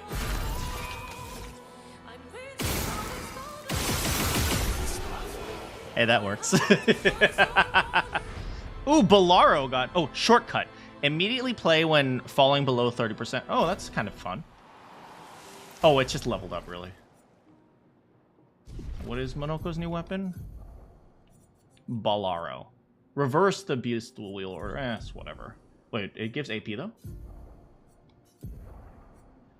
Use an upgraded skill, gives 1 AP to other allies, and Almighty gives +2 of the...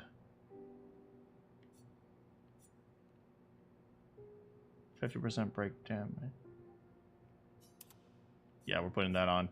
Defense, agility.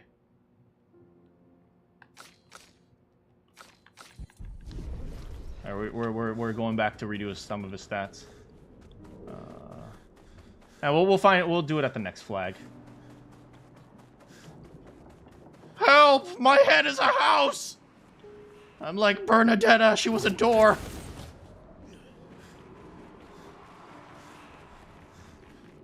What the frick are those? What are those? I'm so sorry. Nice. If you ban me on YouTube right now, I'll understand. If you decide you never want to watch me again, I'll get it. I get it. Over here, boys. Come on. That's right, come after me. Oh, that's right, juke, baby, juke! Oh, and juke, baby, juke!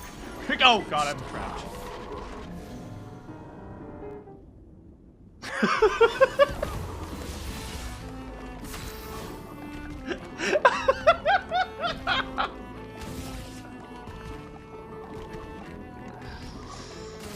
Their defenses are down.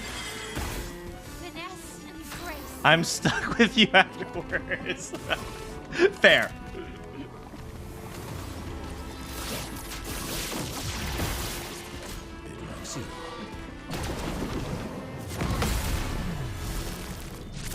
I remember that's a gradient move.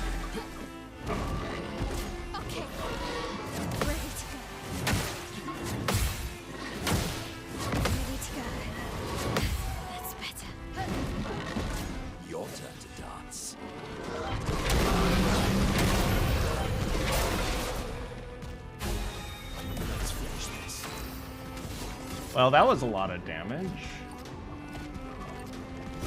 Here we go. Get ready.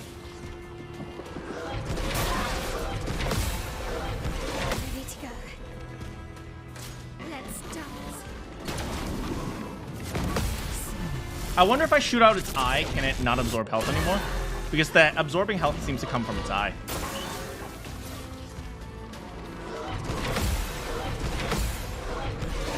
Actually, but I don't really care now that I know how to do the counter. Cut him down. I'm curious, though.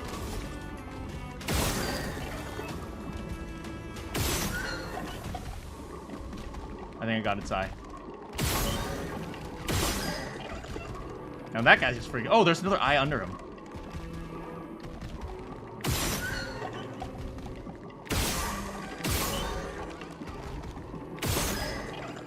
Alright, I think I got that guy's eye. Wait, these they have multiple eyes. Well, I mean, so do I. So, never mind. You're outmatched. Can you guys chill? Here we go.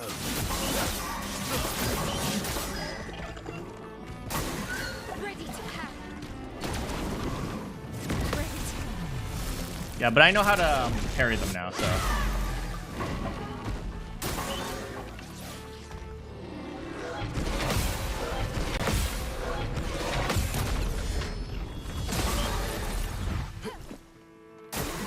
Meanwhile, Monoko's still dead.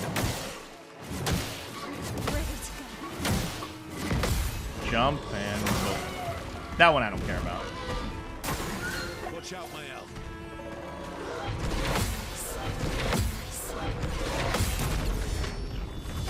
Boom! Let's dance. That's better. That was not slow.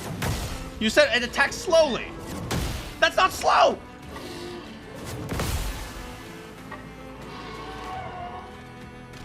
Ba ba ba ba ba. Watch out, my elf.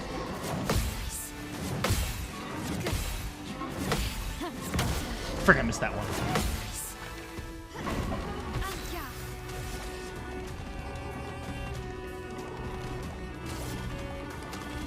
What is wrong with these guys? Prepare for annihilation.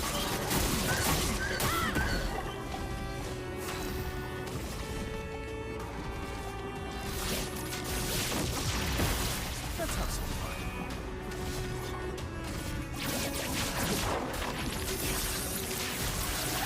I never realized while he's charging up, time slows down. Yeah, it's over for them. Sorry, Monoko. It was more efficient this way. When they explode because they're contorso. They have ADHD. Yo, show me your weapon. No, show me your... Oh, what is that? Oh, where... Is that it? That can't be it for Verso's drafts. Or not Verso's draft. Renoir's draft. It is Renoir's drafts, right?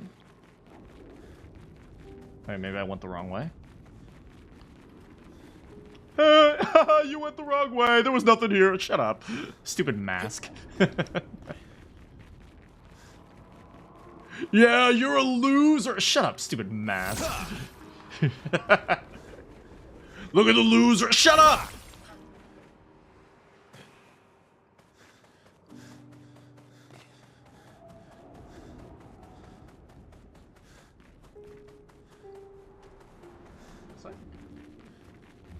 Oh, no, it's literally to the flat. Oh, we might as well redo Monaco's stats while we're here.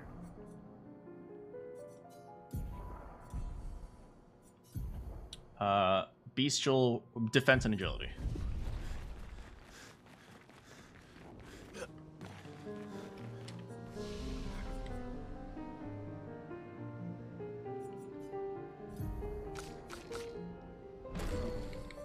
Defense, agility, and some health. I am not going to use the flag heal because I don't want to fight those guys again. Oh, maybe it's this way. Oh, we can't go that way. Never mind. Invisible wall. Oh, do you say something? You want to say something? Oh, no, I'm sorry.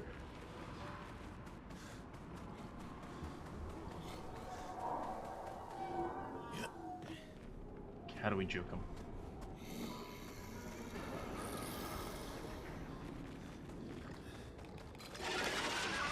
No, not that way. And run, baby, run! Come on and slam! And run, baby, run! I don't know if those are the lyrics. All I know is, and shoot, baby, shoot. Come on and slam. And welcome to Japan. Come on and slam.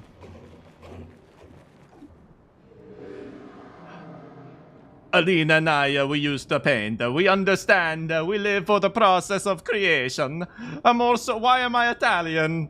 I am supposed to be French. Come on and slam. And welcome to the France. There you go. Capturing the idea of a half-formed nebulous. Is that why they're called Nevron? Well, nebulous and Nevron aren't exactly the same. Whatever. Shaping into being. But she changed. She no longer cares for painting. Only what her painting can achieve. She is in it for the money. She's struggling with debt. No, no, no. I am struggling with debt. She does not pay the bills.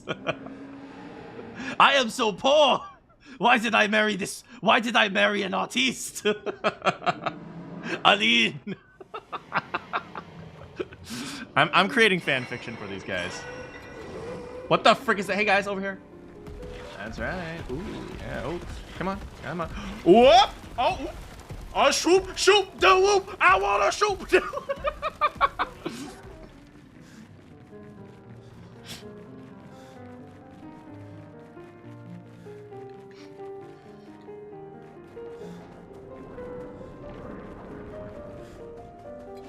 If you would excuse me.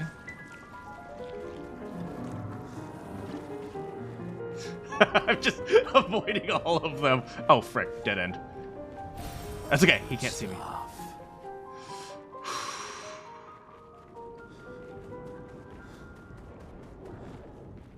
Oh, I see a line. Go, go, go, go, go, go, go, go, go. Oh, up here, maybe? Oh, wait, that's the exit.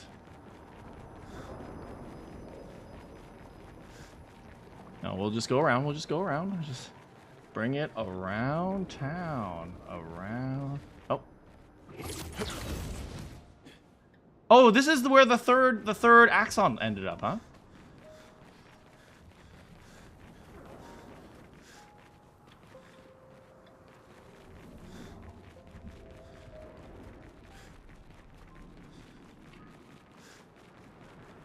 Are we making it closer to the end?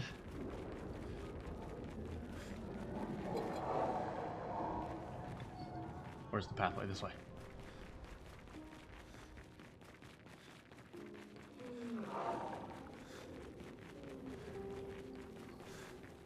Okay.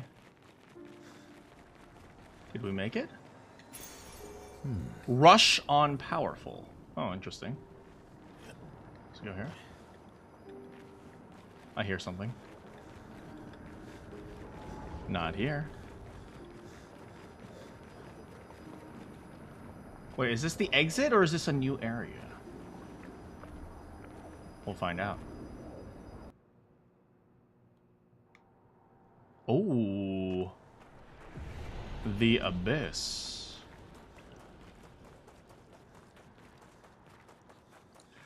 How did you get here? How did you get here with all those monsters? Oh, I just ran around them.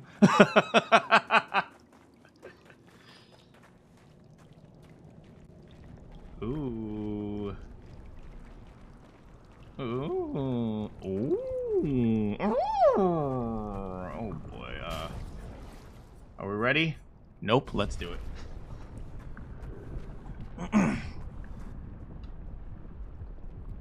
Camera angle change. Ooh.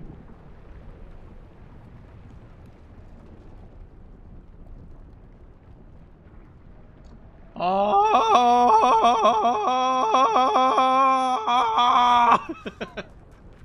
Into the abyss! Turn back. I sense something powerful down this path. Let's go.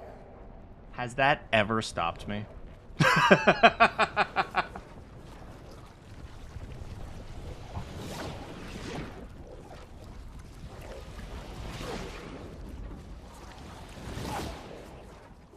Into the abyss. Look at that bottle.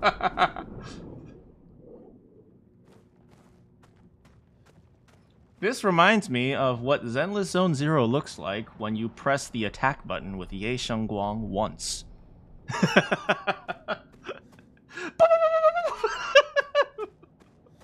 You press attack once and it's like raining swords. Oh, here.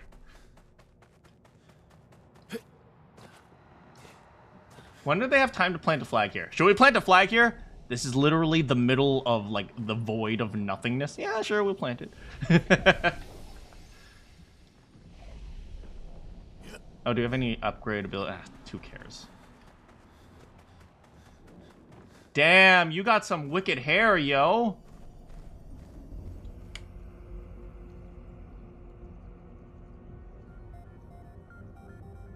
Ooh. Ooh.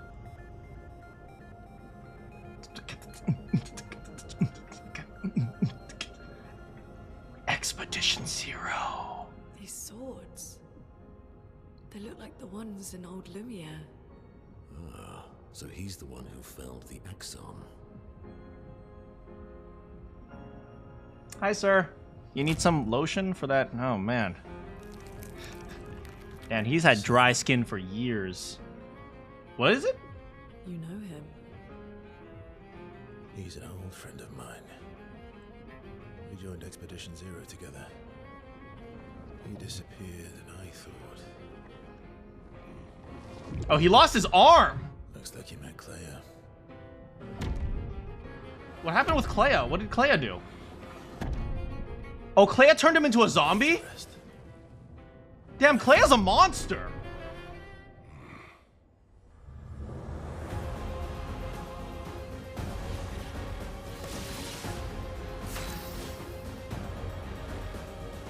Holy...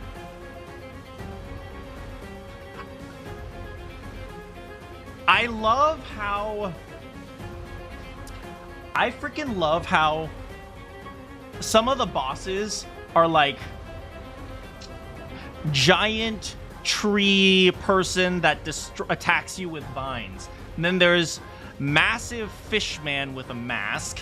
And then there is like freaking Sith Lord with 2 swords. And there's freaking Lamp Master Zombie who like throws light at you. And then there's Simon. Hey guys, I'm Simon.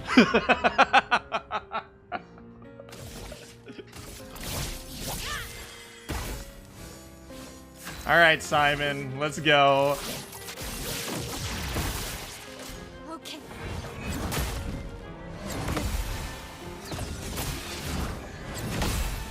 That wasn't so bad. All right, short combo. That is short combo. Bring it on. Wait. Wait, he just Let's die. turns her to 1 HP. Wait, he just eliminates all her health? He just says like, no, you're 1 HP now.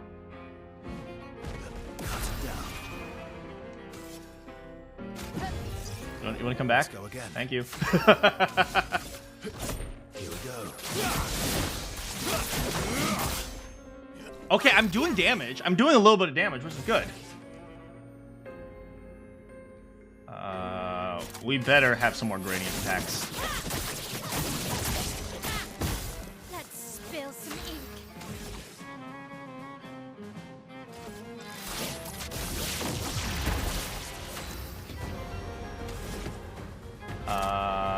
I'm not sure which moves we can parry and which ones we can't, so I still have to figure that out.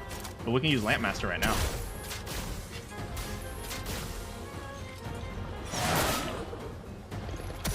Time to leave. That's not bad. Contortionist.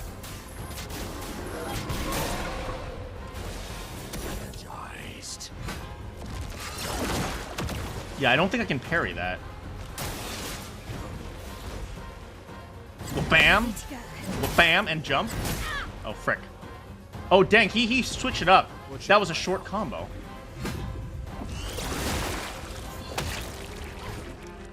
Could I parry that at all? She's doing her job. She is literally doing her job, which is to take damage for the rest of us. However, at this point, if he could just one-hit kill Mael because she can, what is it? It's because he can reduce her to 1 health just on demand. It might be a better idea just to not defend with Mael right now.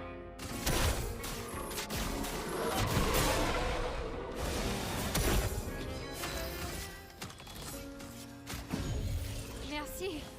Mercy! Their defenses are down. Cut him down.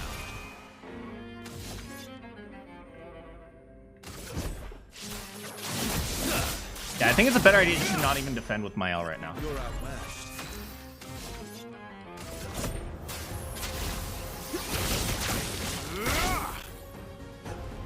Your turn to shine.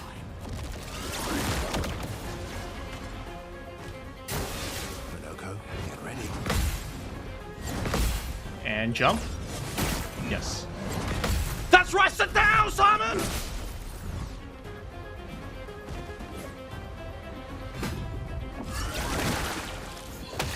I'm pretty sure I dodged that. I'm pretty sure I dodged that. Bring it on. Monoko, no! Not impressed.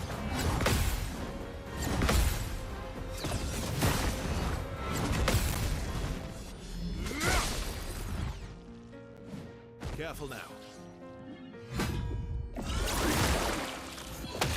Let's have some fun.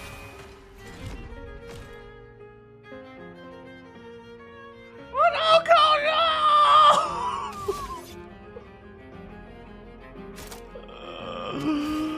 Oh no, Monoko! Bring him back to life, please! Cut him down.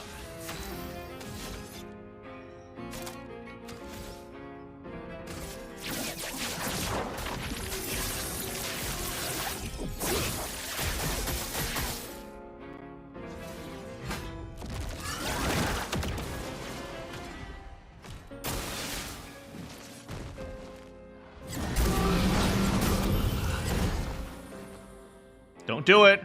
Don't do it! Oh my god, okay, fine. We're good, we're good, we're good, we're good.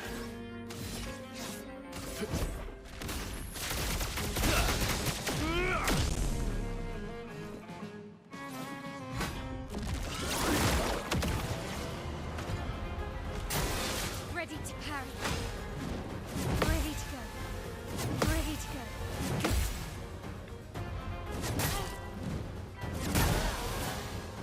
Frick. Frick, frick, frick, frick, frick, frick.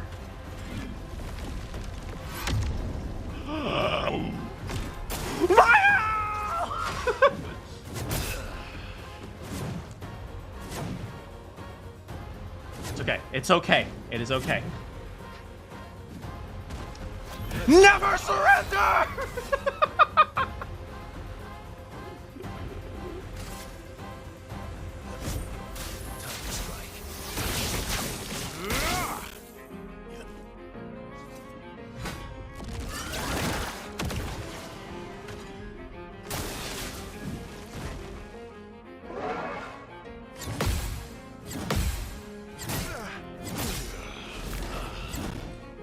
Oh, Clair Obscur!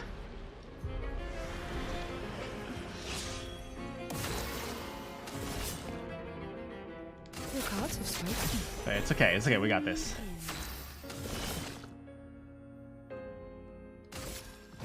Lady Luck smiled today. All right, so far so good. So far so good.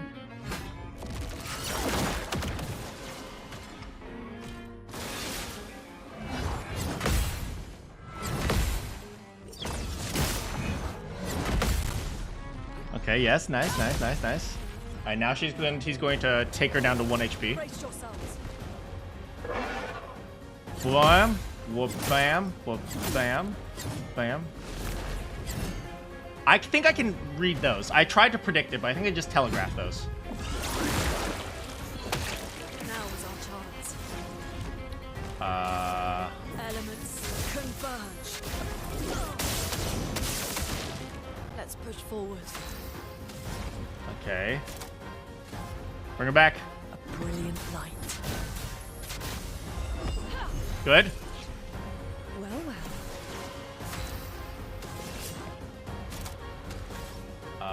Card Weaver.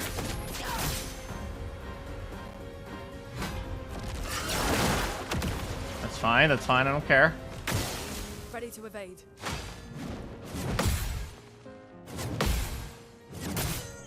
Frick. Frick. Frickin' fricker, fricks.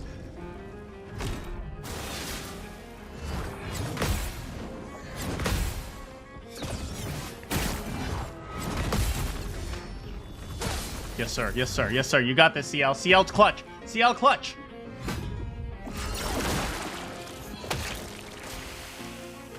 Alright, boxing time.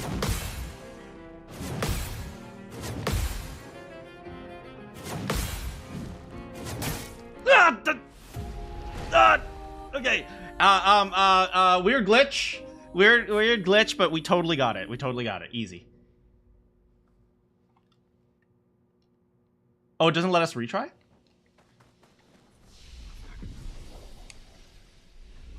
We probably can do it, even though he counters some of our build, but it doesn't really matter to me.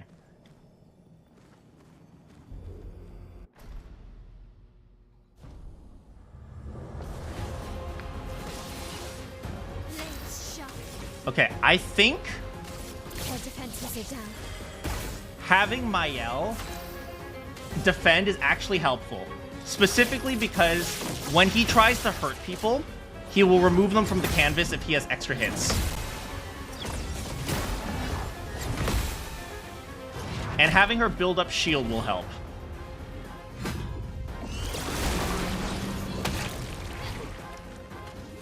But he steals all the shields too. That sucks.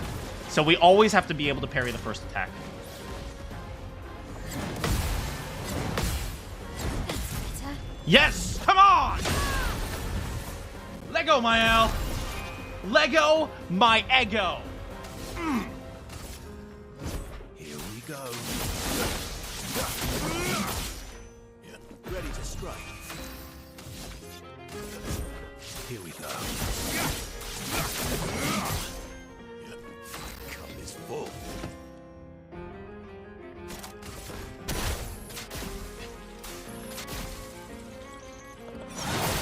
Yes, sir.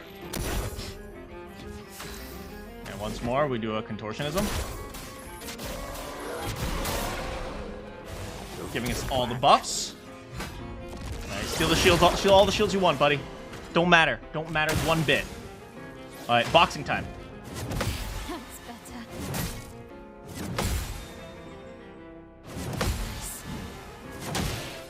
It don't matter, because he's going to steal all my shields anyway.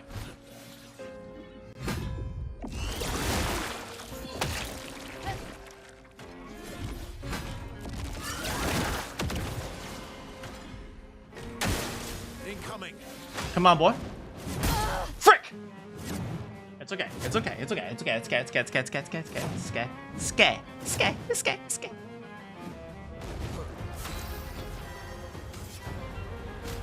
Reviver. Merci. Mercy!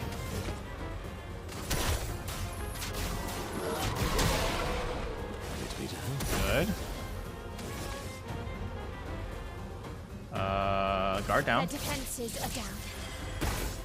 Guard down might not be all that helpful, but it's helpful temporarily, I suppose. Eggy, always use Eggy. Strike Storm. Build up his burn. Build up the burn. Feel the burn, baby. Feel it.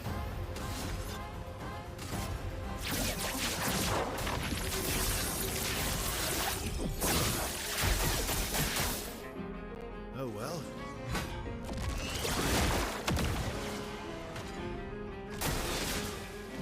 Alright, powerful combo.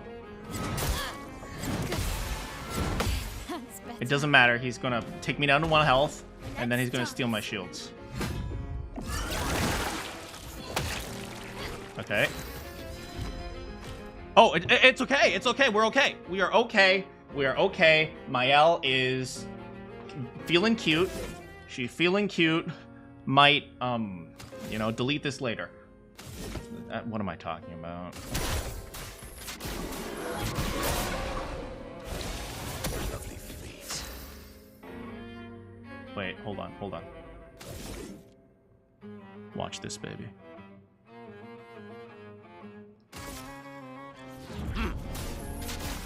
Sit down!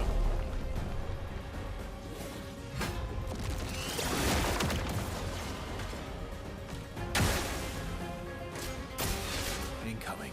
Ready to go. That's better. That's better. Ready to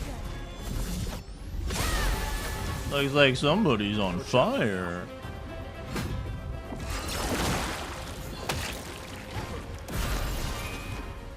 Okay, we have a reasonable strategy now.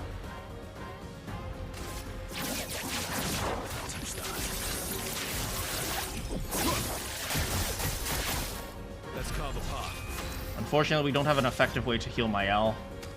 We're just... I will rely on her parrying ability. No, we can't. We cannot rely on her parrying ability, because if she dies on turn 1... But he only has 1 turn after that, so worst case scenario, Monoko revives her. Okay, we're fine. If he has 2 turns, he will use 1 turn to kill her and then the other turn to remove her permanently. So we can never allow him to have 2 turns. That's the rule. Just never allow him to have 2 turns. Watch out.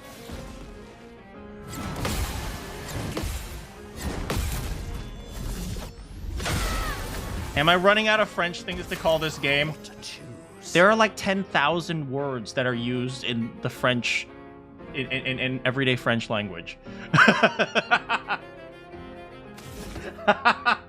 But yes. Don't be useless.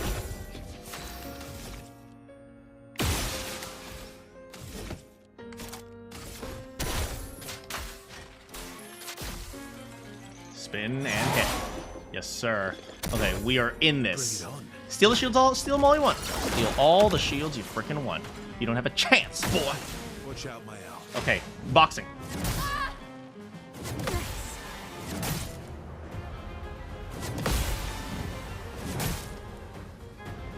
Okay. That was pretty good. It's pretty good. Okay. Reducing her to 1. I don't care. I'm not giving up. Don't give up. Don't give up. Okay. Phantom Strike. Prepare for annihilation. Good. Eggy.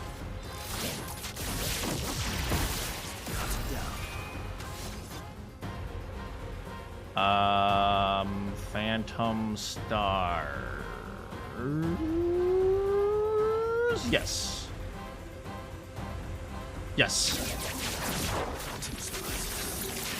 We want to get as, because 3 gradient charges are coming up. So if we can get 3 gradient charges, and then Monoko can let's do a stun.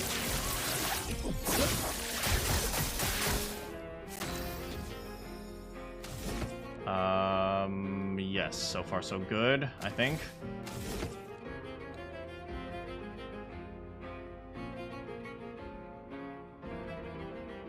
Yes.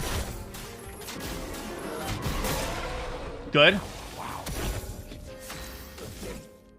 And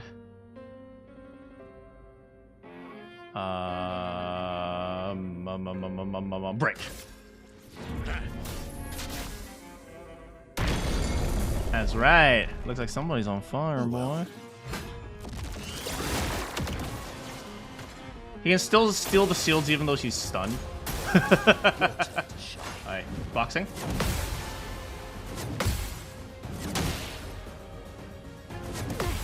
Big jump. Bam. It's okay. We're fine. We are A-O fine.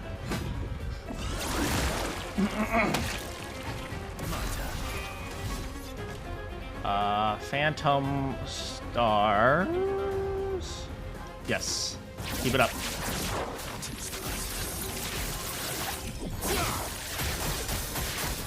Good.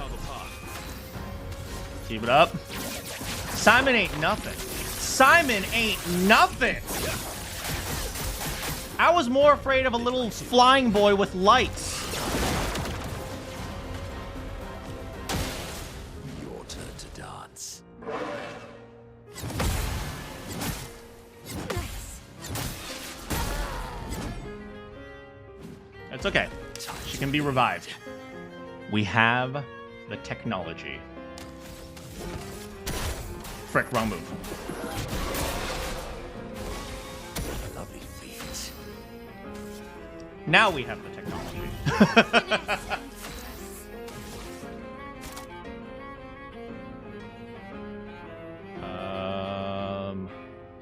Use burning canvas, and then we can go into Eggie.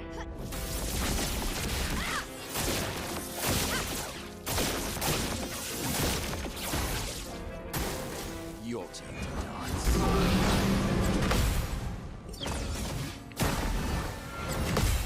Wait, we weren't able to go into Eggie? Oh, frick, we don't have Eggie.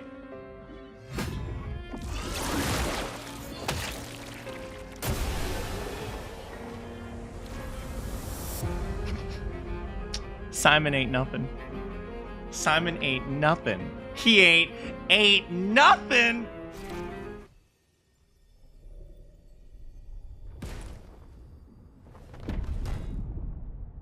I mean, no, please rest in peace, Simon. I'm sorry that this had to be done. My love, these foes are beneath you. You, who have fought heaven and earth and subdued giants. That's right, time to... To free me from her grasp. It is time to rest, man. It's time to rest, buddy. Fall now to the likes of that. No, no, no, no! It is time to rest in peace! Simon, rest in peace! Remains unfulfilled. Rise. Your enemies await. Simon! Don't let no woman tell you who you are!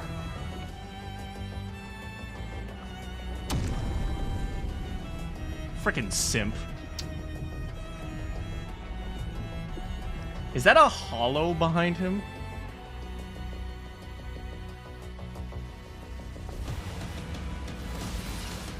Let's spill some ink. Simon, don't do this, man!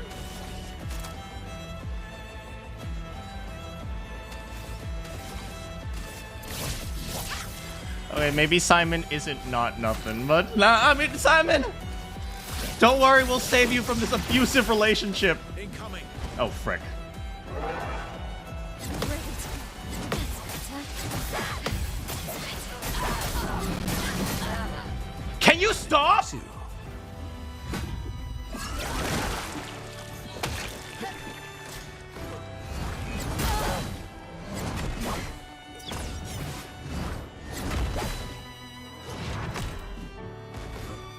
Just try it. Do it! Don't do it! Don't! No!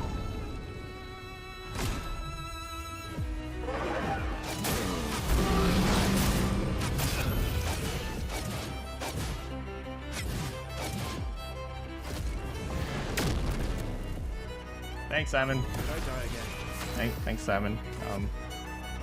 Mael, please save us. Mael? Mael, please? Mael, come back to me! Mael, my dear! My darling, Mael! Oh no!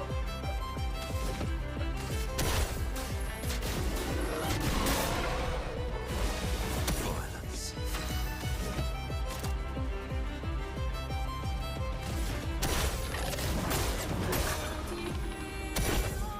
Oh well. It's all Claire's fault. Not impressed.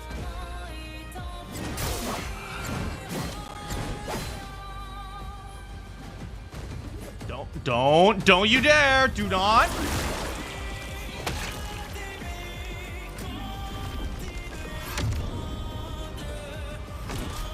Monoko's dodging for his life.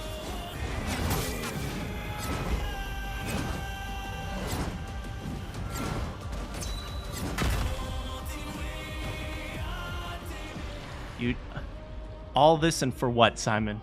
For some girl? For some girl who's like, you have to keep your promise to me. Simon, really? Really? That was your bro that you just killed. All this for some woman? I would never simp over any woman.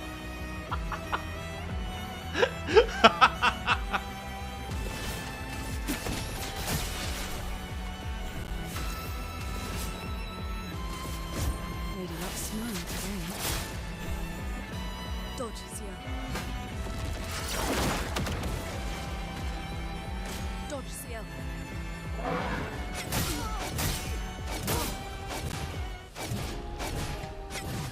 Simon, I'm disappointed in you. I'm really disappointed in you. Man. I thought you were my bro. Threw it all away for some girl.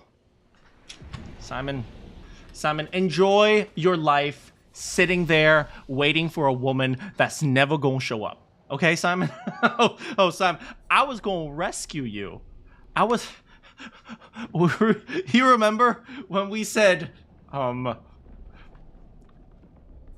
do you say brother in French? Brother in French. Frère.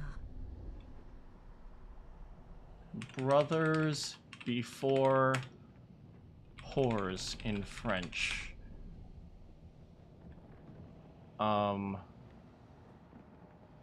Google translate to French.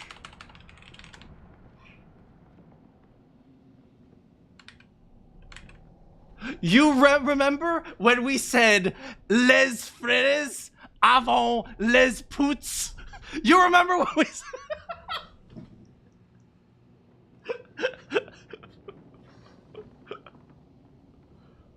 Les frères avant les putes.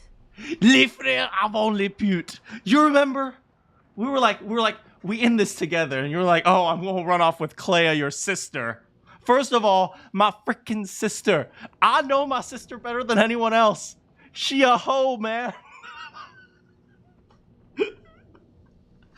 Simon.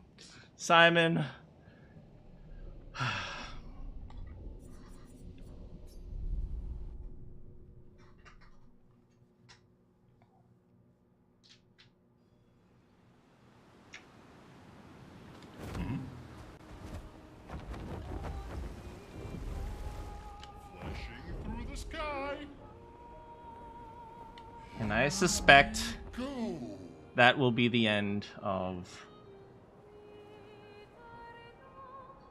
100 wait.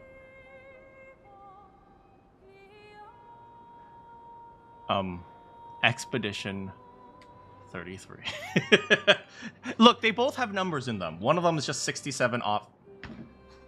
I blame myself.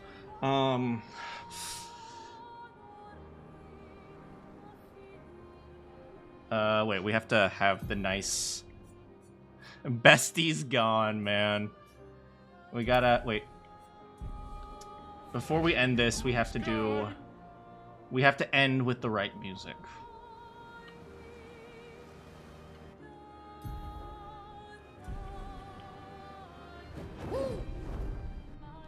Hundred lines never leaving. And this thus ends the story of the 33rd expedition.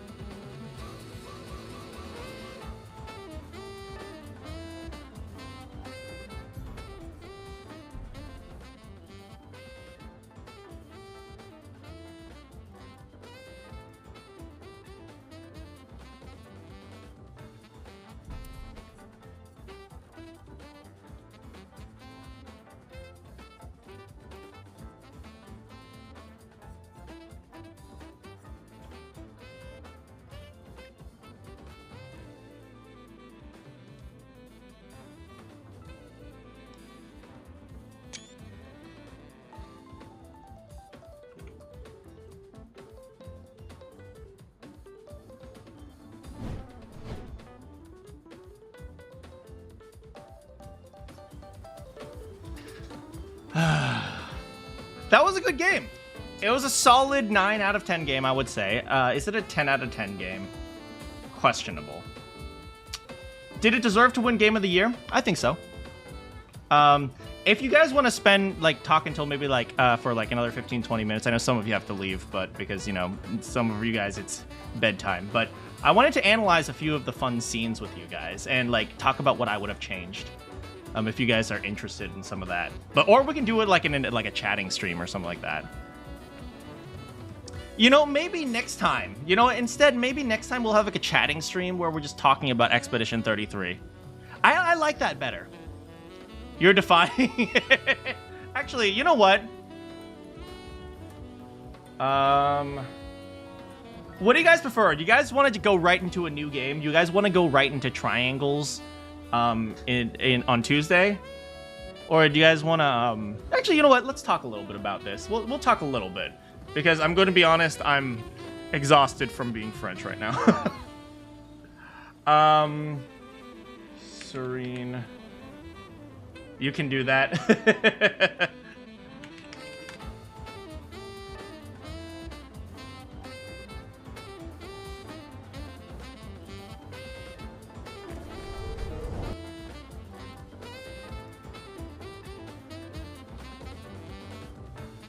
Expedition 33 memes. You guys want to look at Expedition 33 memes? All right, then maybe we can do that. Yeah, there are a few scenes I'd like to analyze here. Well, you know what? Well, before we go into analyzing scenes, you know, we can do that maybe next time. It was a great game in a year of not a lot of good games. I kind of agree with that.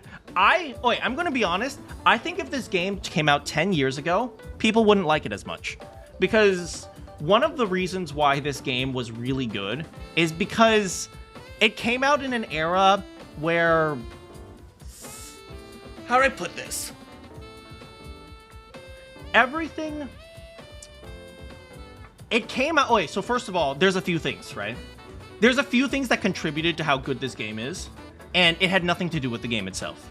Number one, it was made in France. And that sounds weird. It's like, oh, why does that matter? Well, it's because the biggest player right now in France is Ubisoft. And more people are becoming upset with Ubisoft, especially after Assassin's Creed Shadows, right? There were a bunch of video game betrayals as well. Things like Ghost of Yote, where people really didn't like the direction that they took that. What is it? They're historically, you know, a lot of games that are coming out of the Western studios are, you know, taking a very... They're not particularly creating good games. Graphically, they're not great.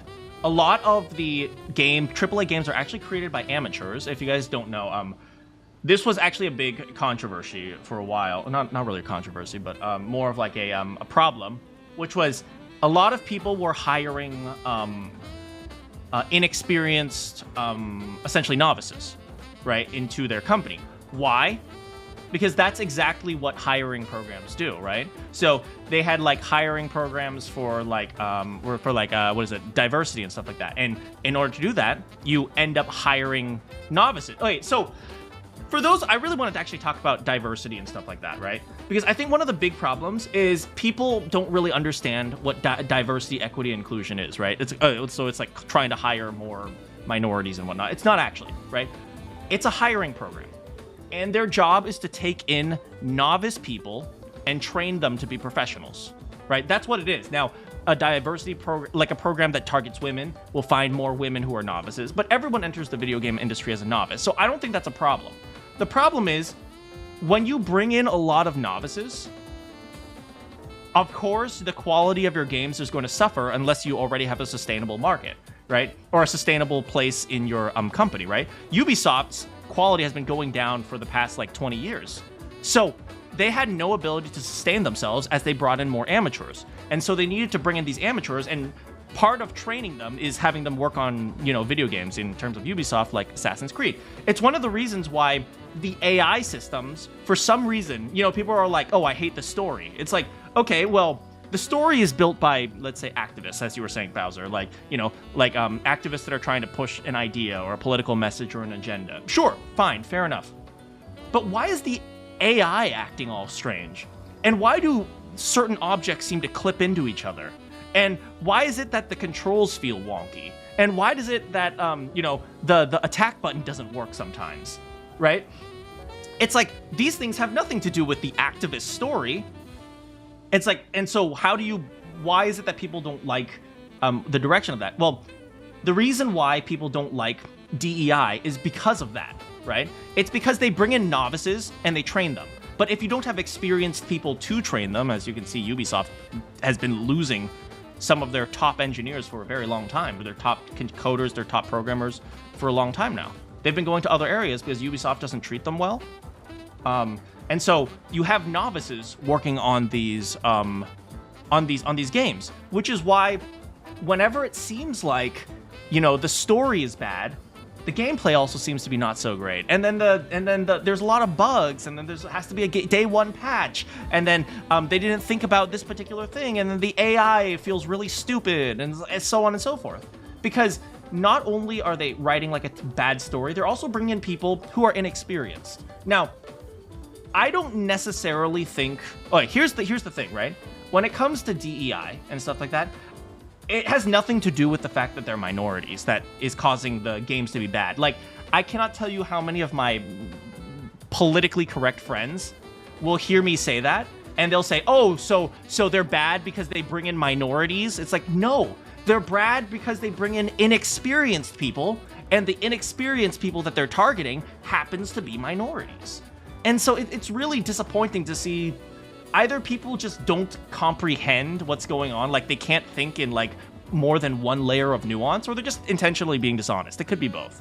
The companies would have everything generated by AI if they could. Absolutely. Hey, you know what?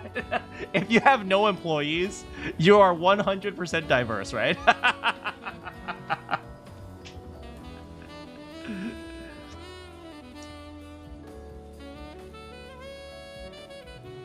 And and a lot of the the programmers will end up, what is it called? A lot of the programmers will end up having a stain on their resume because they contributed to a game that wasn't good, and they were the programming department. It's like, why wasn't it good? It's like, well, I was, that was literally my first year creating a game. It's like, okay, then why are you working on Assassin's Creed?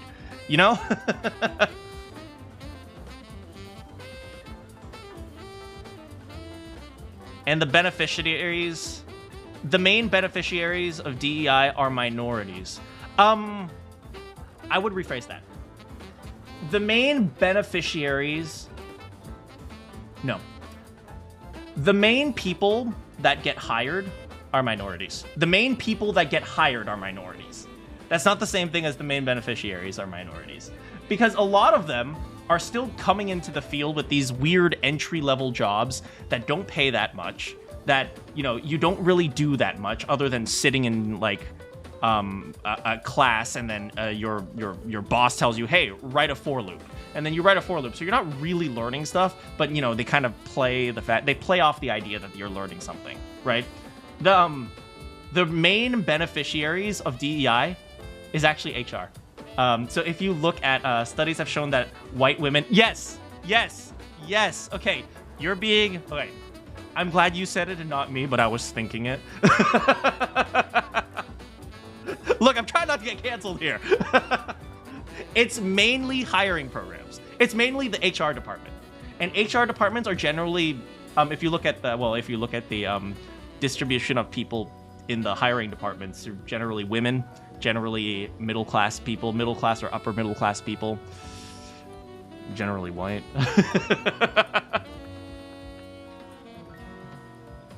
Like this is just a fact, right? I'm not saying it's white people's fault or anything, but it's like they're generally more white people if it's just like population distribution. 70% of what the population is white, so of course there's going to be white people, right? But it's like generally who benefits, who does HR? It's usually women. So yeah, DEI programs, a lot of the DEI programs, they hire minorities, or then maybe they hire young women, but a lot of those people just get taken advantage of, and it's really sad. But anyway, what was I talking about? Expedition 33, right? I think, yes, so this is one of the games, I think one of the reasons why Expedition 33 won Game of the Year, in fact, I think the main reason why it won Game of the Year and all these other awards, is because, not necessarily just because of the game, but because it represented something. It represented this idea that we don't need all these crap publishers anymore. And I think that's the main reason. Now, was it a good game? I think it was a great game, right? A 9 out of 10 is really hard to get from me, as you guys know. The only game I've ever really ranked like above a 9 out of 10 is Metaphor ReFantasio and Kirby's Epic Yarn, but that's for completely different reasons. Yeah, but like, as a minority, the very idea of being hired because of DEI feels like a slap in the face. Yes. So, this is something my sister tells me a lot, right? There are times where people will ask, did you get into the school or did you get into the, like the she's a medical person right now, medical pharmacist, doctor, whatever it is, right? And she's like, did you get into the school because you're good or did you get into the school because you're a woman? And people might sometimes think that. And it sucks because, like, my sister topped, like, the scores of something, right? But you never know that because there are, like, you know, these hiring programs that favor, you know, people, and then she gets caught up in that. So I totally get that. I totally get that, Bowser, because, like, you know, like, you can't appreciate people's merits when people are just hiring you because, you know, you're a minority, right? It's like, oh, look, that guy is Puerto Rican. Yeah, I totally get that, man. I am where I am at the moment. I don't really get that as much, but interestingly enough, that happens. That I get that sometimes when I'm talking about voice acting, because right now there's this also the big push of, like, you know, this characters like this should only ever be voiced by characters like that, right? And I'm just saying, hey, if I'm Asian and you want to hire me because I'm Asian, hey, give me that money. But it's like, but at the same time, it's like, you know, I like to think I do my best as a voice talent to voice something, and, you know, it's kind of unfortunate. It's like, oh, hey, can you play generic Asian Ninja 4 because you're Asian and we need an Asian actor? It's like, okay. Yeah, it causes people to question, like, their competence. The people who think they are doctors getting free degrees if they're minority, that's not how it works. Yeah, that's true. That is very true. That is true. But you do get people like because of this, it definitely invalidates a lot of people how they feel about their work. That's for sure. Yeah, like I have what is it? I definitely do get a lot of what is it? Oh, you know, we need an Asian dude to voice this because we're not allowed to have another dude voice it. Whatever. It benefits me, sure, but I always kind of feel uncomfortable about it as well. So, did someone say? Wait, did someone say Jollibee? That's Asian. You were cleaning your room.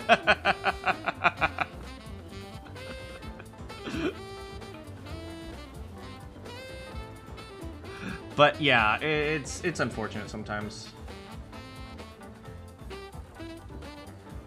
But yeah, long story short, this is kind of what this game represented, right? A little bit out of DEI. We just talked about DEI specifically because of Ubisoft and stuff like that. And Ubisoft is more about, like, hiring women, but they did do very much.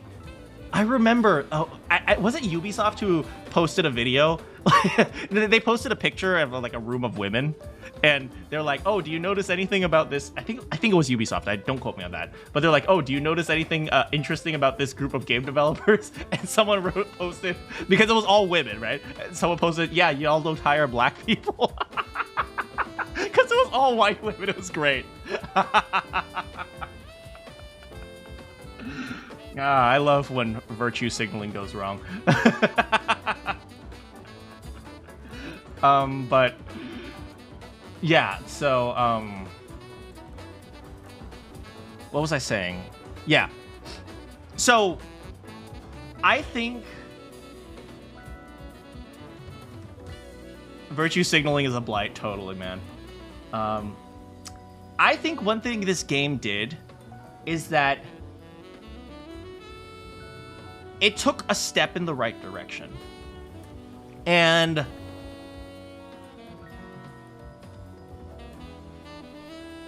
how do I put this? Like,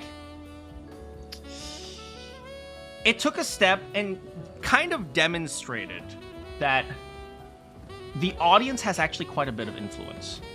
I think one of the big problems that we have is that, you know, for a while now, and this is been going on for quite a while, but, you know, the internet's changed that a lot, is that it used to be that information was actually gatekept by media, right? Because not everyone can be a journalist.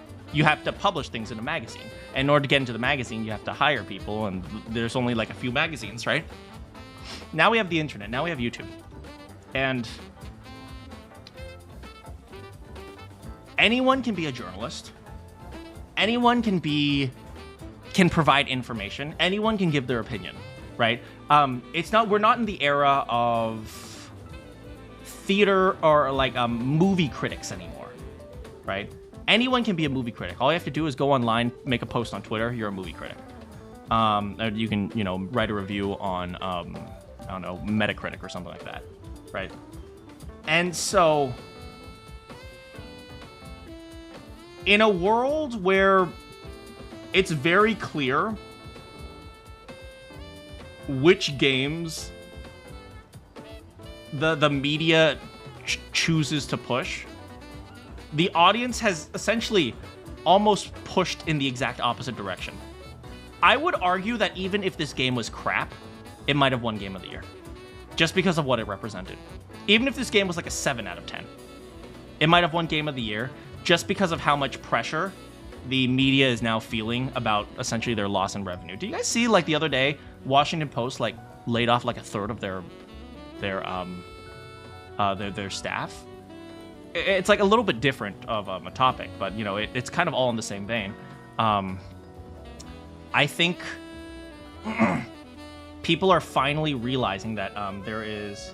You did not know that? Yeah, Washington Post like laid off a whole bunch of people, especially like someone in a war. Like there were a bunch of journalists that were in the Kiev war zone and they got laid off. That sucks. But I think, you know, when you look at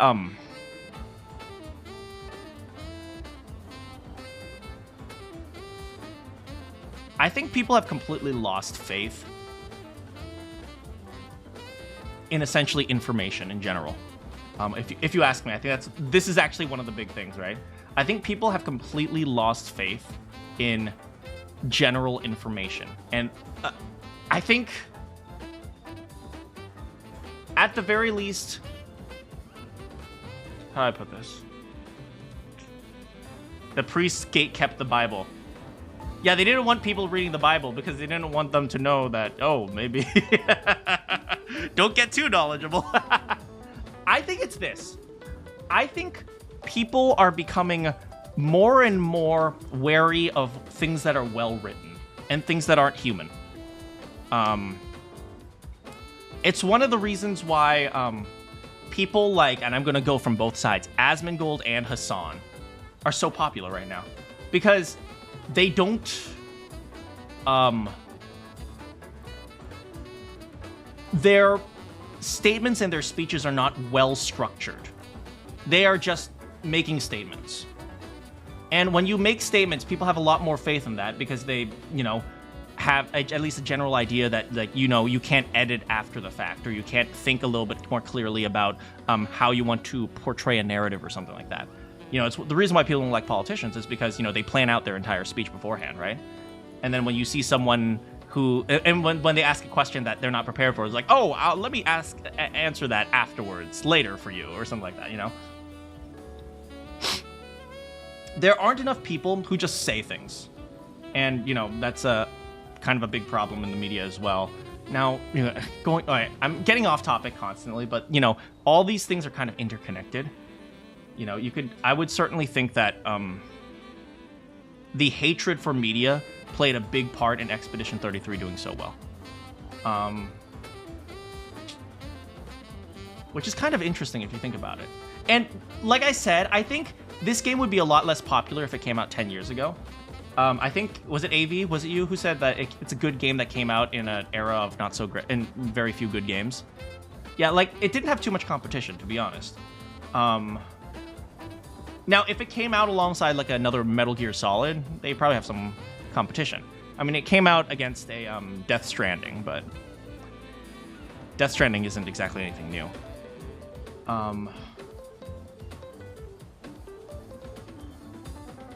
I think the storytelling could use a little bit of polish.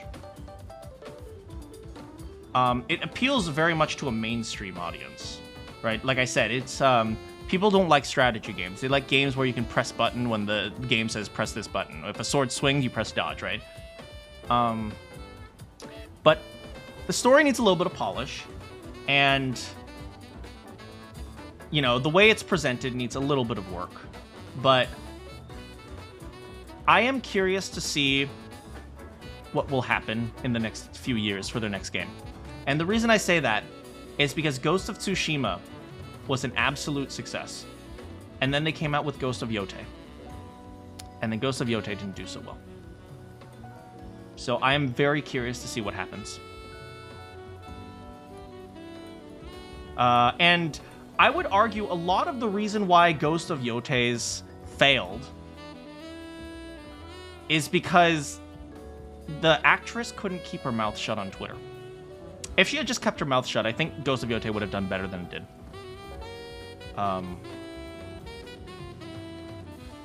Yeah. I feel like that's something that's very common nowadays. And I think, one of the big problems with this type of stuff, right? People will say things like, why do we go after the actor? Or like, it's just one actor. Shouldn't we focus on their acting instead of like the actor's personal opinions, political opinions, etc., etc. Right? But I look at that, and what I see is this. Do you guys remember when Steam made review bombing, like they tried to hide review bombing and stuff like that, and people were really pissed about it? They're like, Steam shouldn't hide our review bomb because, we're trying to make a legitimate criticism, even though the review has nothing to do with the game. What I see is this. I see an incredibly disgruntled audience who has constantly tried to communicate to the media or any entertainment that we don't feel represented anymore. Ironically, by trying to represent people with diversity, equity, inclusion, what happened is that nobody feels represented anymore, right? And it has nothing to do with diversity, right? You can put in a gay character in a game, but if the gay character acts like a jerk and is ugly and, is not fun to listen to, nobody wants to be represented by that. Right? It's like, just play into the stereotype of, like a flamboyant gay dude even more or something like that, But people don't feel represented, and they have tried to communicate that with the entertainment, because the point of entertainment as a work, as like an artistic field, is to represent the ideas, the thoughts, the feelings of the people. And if they don't do that, people will complain. If the gay character isn't just a one-note jackass, is just a one-note jackass, people are going to hate it. Yeah. And then it just, it makes all people who are gay, their lives even harder, because now you have another person representing them who's gay, but who's also just a jackass, right? Same thing happened with, like, was lots of minority characters too. Yeah, bad writing, bad design, right? It's always, right? Like, there is no such thing. I always, let me get back. Let me, I have like 4 different thoughts, but for now, let me just say, like, people have been trying, and they can't, and the entertainment industry has cut them off at every end, right? People write letters, they don't listen to them. People write on Twitter, you call them a racist. If you review bomb, you censor that, right? So people have been trying, and now they're fighting back with the only thing they have left, which is essentially running people out of business, which is, if you ask me, what they should have started with from the beginning. But, you know, people are nice. They don't like to do that, right? So essentially they've become vitriolic in their desire to watch people lose their jobs and lose business, because these are the very people that refuse to listen to them from the beginning. And frankly, I think that's fine, right? You could say like, oh, vitriol is bad. It's like, yeah, but what's the alternative? This teaches you something because you want to write all types of characters. Yeah, that. Let me actually go back to the writing, bad design, and types of characters, right? A good character is a good character regardless of where they're put. So if you're writing like a heroic character, you put them in sci-fi, they're probably like a space ranger trying to save people from like the evil empire. You put them in a Western, maybe they're a cowboy that's trying to stop the gang of outlaws. You put them in like a 14th century medieval France, they're some sort of like vigilante who's trying to stop, you know, the Pope or something like that. But a good character, you put them anywhere. How's it going, Sam? Sam Mandadras. I'm just going to say Sam. How's it going? Yeah, it doesn't matter, right? So like I said like space and like medieval France and Western, but it could be like, I don't know, Africa or the Himalayas or something like that. And they're all going to be essentially the same character. It's like, I talked about this before. How many characters in writing are functionally the same character, but they're just written in different ways. They're not even different ways. They're just written from a slightly different perspective. One person goes to a magic school. One person is trying to save the space empire, but they're all functionally the same and they all operate in the same way. And that's how you know you have a good character, right? If you can, no matter where you put them, they're functionally the same. The only OC you have is deathly white because of acid rain on Earth. I mean, we're talking not about character, like writing a specific character, but general concepts, right? A character like Verso, right, works regardless of where you put him, right? He's a character who's like, do I sacrifice the world to save my sister, right? That is a story as old as time, right? Man, and so it's like, yeah, it's always like,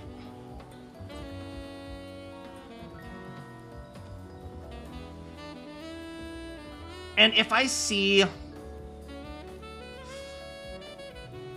yeah, and if I see kind of, you know, this new, like, it's like, do you know what I always say? The fastest way to turn someone into a Nazi is to call them a Nazi. I always say that, and you guys know I've said that, and for the most part, I'm pretty sure you all know it's true. Because if you stop caring about, you know, in this case, arts and the audience, and you're like, okay, screw the audience, we'll destroy them. It's like, you'd be silly to think they won't destroy you back. And of course they're going to win, because they're the ones with the money. Verso's character would be the exact same if he was black or brown or purple and green. I don't know about green, but yeah. Also, look, is some of the results Ace Attorney and then sorting by live. Yeah, I played Ace Attorney. I played 1, 2, 3, 4, and then I played the Great Ace Attorney. It is easier to accept than to fight. It is true. But, yeah, I think it's going to take a little bit of time. It's going to take a little bit longer to hit, you know, specific sections of the arts. Like, for example, voice acting. Voice acting is still, you know, voice acting is less affected by this type of thing because it's a little bit more insulated and people don't really look at the voice actors very much. So it's not until people start boycotting, like, specific voice actors. Like, I hate this person because he called gamers chuds and he wanted to own the chuds or whatever. I don't even know what chud means, but like, yeah, the moment people start doing that, that's the time when voiceover will change. But until then, it's not going to change anytime soon. Yeah, and they'll call you over to say anything. So as far as you say, yes, you are. Yeah, and then you stop caring, right? And then you stop caring, and then have a great night, Guillaume. Yeah, and then like so they call you a Nazi. You're like, okay, sure, I don't care anymore. And then you stop caring, and then you kind of like they're like, oh, what is it? And then they should, you know, it's like you're stupid to think that if you're trying to tell someone they shouldn't, their ideas shouldn't exist, you're silly to think that that's going to stop them from pushing it even harder. You defied it long enough. Have a great night. Yeah. So I always say, it's like, apathy is more deadly than poison. I don't necessarily agree with that.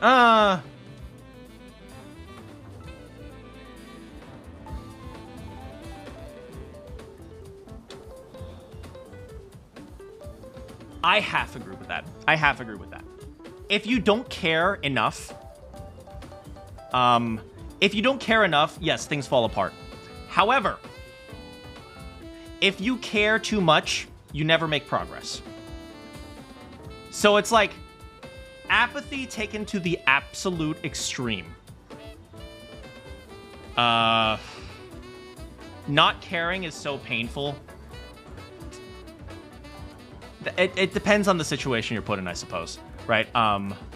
Judge people by their actions, not what they look like. Yeah, you know. Have we gone so full circle that we now judge my children not by the content of their character, but by the color of their skin? That's full circle, baby.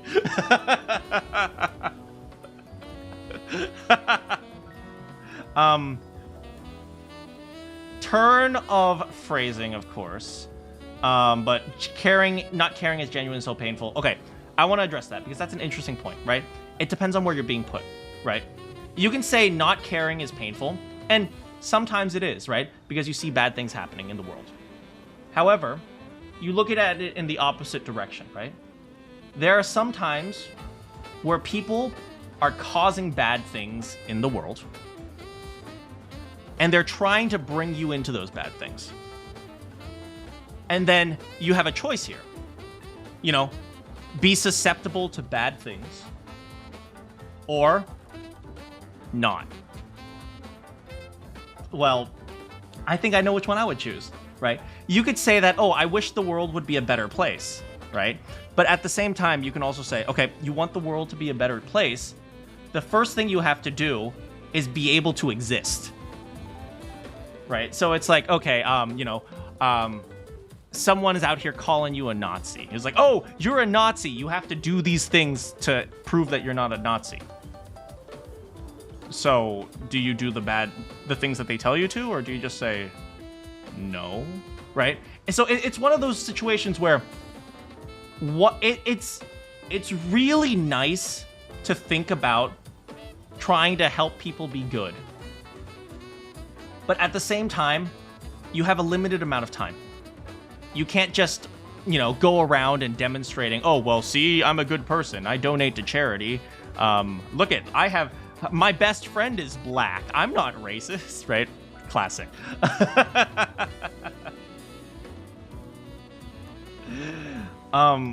So it's like, I've gotten to the point where, I use apathy so I can continue moving forward, right? I will care about the things that are necessary to care about, right? But if people are bringing about their own demise, let's put it like this. If you climb up a cliff and you say, save me, or I'm going to jump, my response is, you put yourself on that cliff. You can get yourself down. that is always going to be my philosophy when it comes to these types of things, right? It's like, unless for very specific circumstances, obviously you can make some sort of weird exception. But I'm tired of people expecting you to save them from the consequences of their own actions, right? I'm tired of people telling me to take them off a cliff that they put themselves on, right?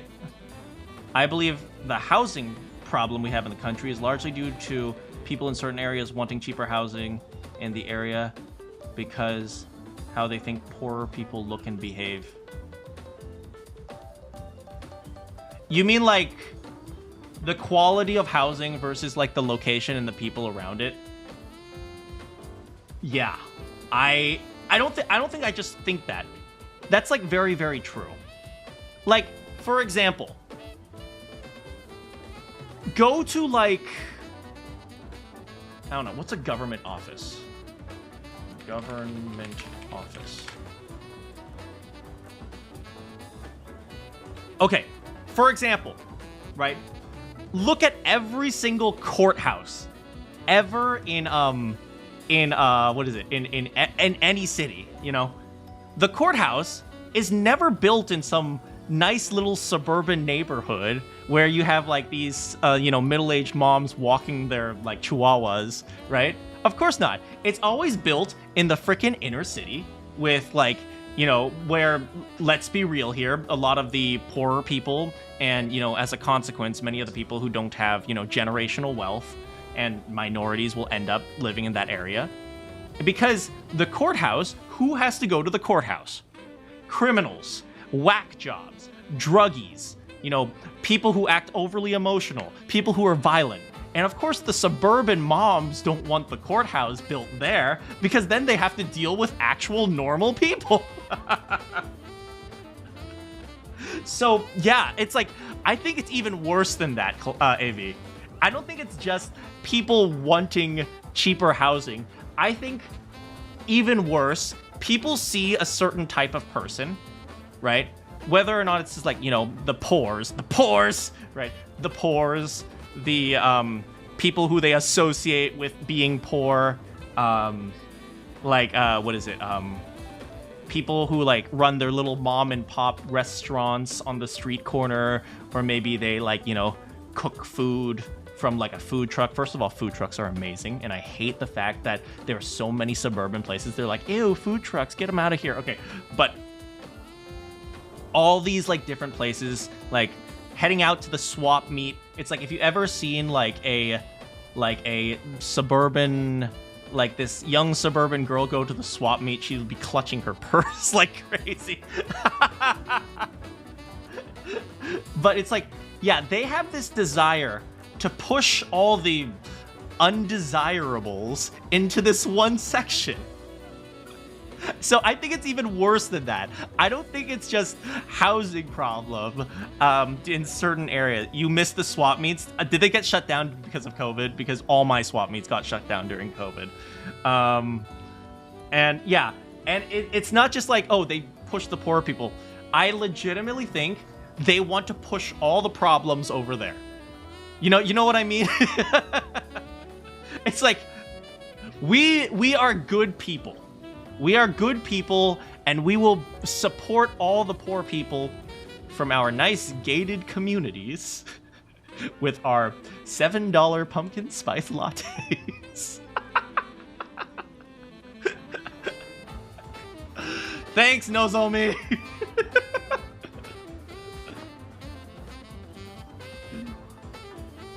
One shut down more than 10 years ago, and the other shut down because of God. Dang, that sucks. Yeah. Like, even, like, my farmers markets have, like, never been the same, man. Although I haven't gone to the farmers market in a long time. Yeah, but I think what you said, AV, multiply that by 10. I think that's the problem. Was replaced by the high school that you went to. Oh, that's interesting. That's actually kind of crazy. I hope they, like, maybe they moved it somewhere. Yeah, it sucks. I don't have, I don't know of any swap meets where I live right now, but when I was, like, living in LA, I would go to the swap meet sometimes. I was notoriously bad at figuring out how everything worked, though. In the Scandinavian countries, they have very nice public housing. It's the American suburbs that have the weird mentality that you can't have nice public housing. Do I agree with that? Let me think about that.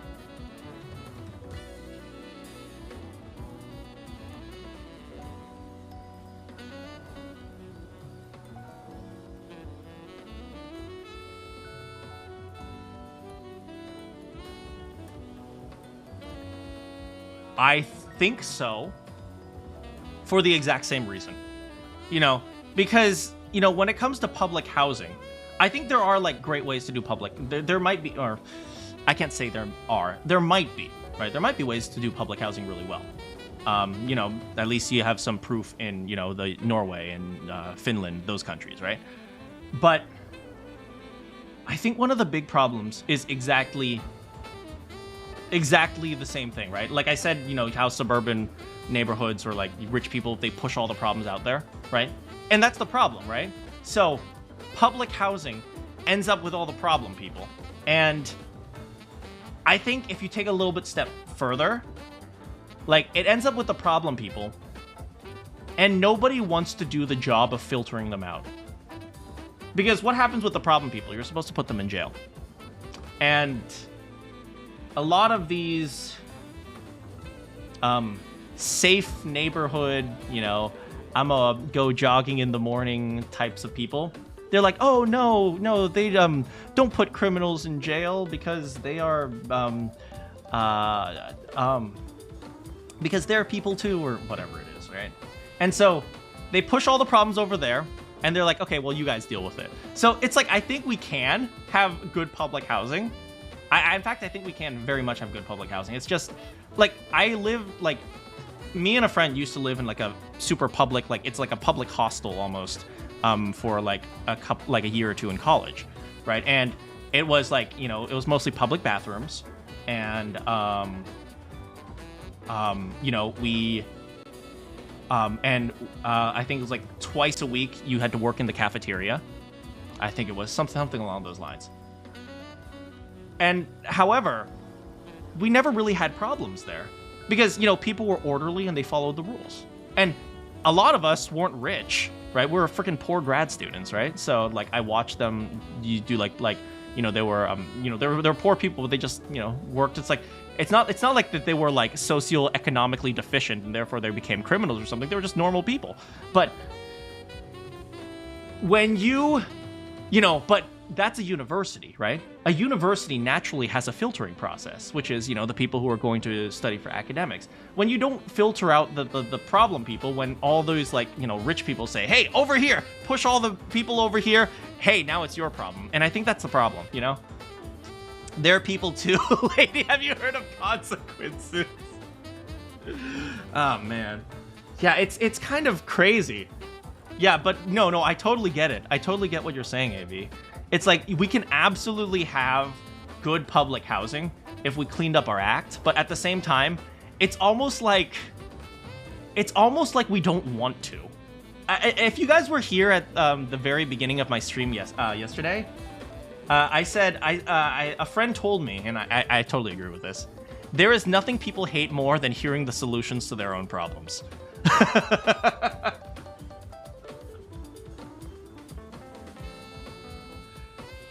Yeah, so all the rich psychos who run the government end up, you know, and I do know, what is it, for example, fun fact for you guys, an old friend of mine was homeless for several years because they did bad stuff. They put bad stuff in their body. Okay, I'm just going to go with that and leave it at that. And during those times, I lost contact with him for a while. Eventually, I found him again. But during those times, from what I heard from him, it's like he didn't want to live in public housing because he didn't want to follow the rules. He didn't want to, like, in order to do public housing, there are usually like lots of like insects and bed bugs, and spaces are really cramped and stuff like that. And it's like he'd much rather live on the street where at the very least he can control his general environment. And so I was like, I thought about that. I was like, oh, that's interesting. It's a perspective that I never really thought about. And so like, there's so many.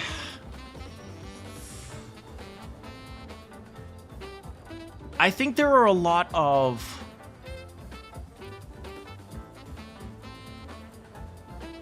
there's so many wealthy people who say help the homeless or like help the poor, but they don't ever bother to understand the complexities of it. And so they do things exactly like you were saying, AV. They're just like, oh, we'll just make a public house and go live in it. And they never really think about like how to do it. So I think you're right. You're totally right, AV. It's like there's lots of people who just like say like, oh, well, this is just the poor people thing. It's like, yeah, poor people just wreck their houses. So I totally get what you're saying. Yeah, it's like almost like, oh, okay, well, I guess poor people just wreck their houses. So I guess we'll just make public houses and just have them wreck it. It's like, well, you can, actually make a way to do it good, but it's like they don't want it to. I totally get you. Anyway, we were talking about Expedition 33.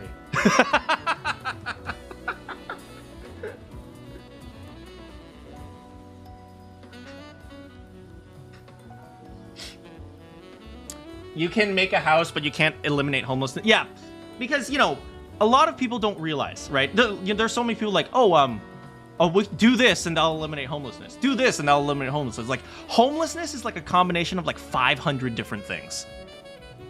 So it's like, it's really hard. And do you know what's crazy? I think this is very interesting. If you've ever followed... Anyway, DEI isn't the problem, it's bad games. Agreed.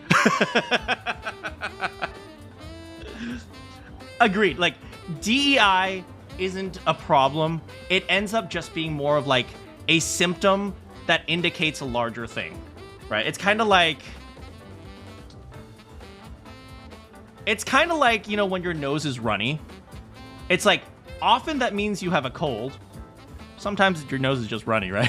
So it's like, DEI isn't necessarily a bad thing. I don't think it's necessarily a bad thing. What I think it is people implement DEI so poorly because they're looking more for virtue signal points than actual practicality of implementing it. Like, I actually think DEI is good if you can do it on the basis of something like income, right? Like, for example, if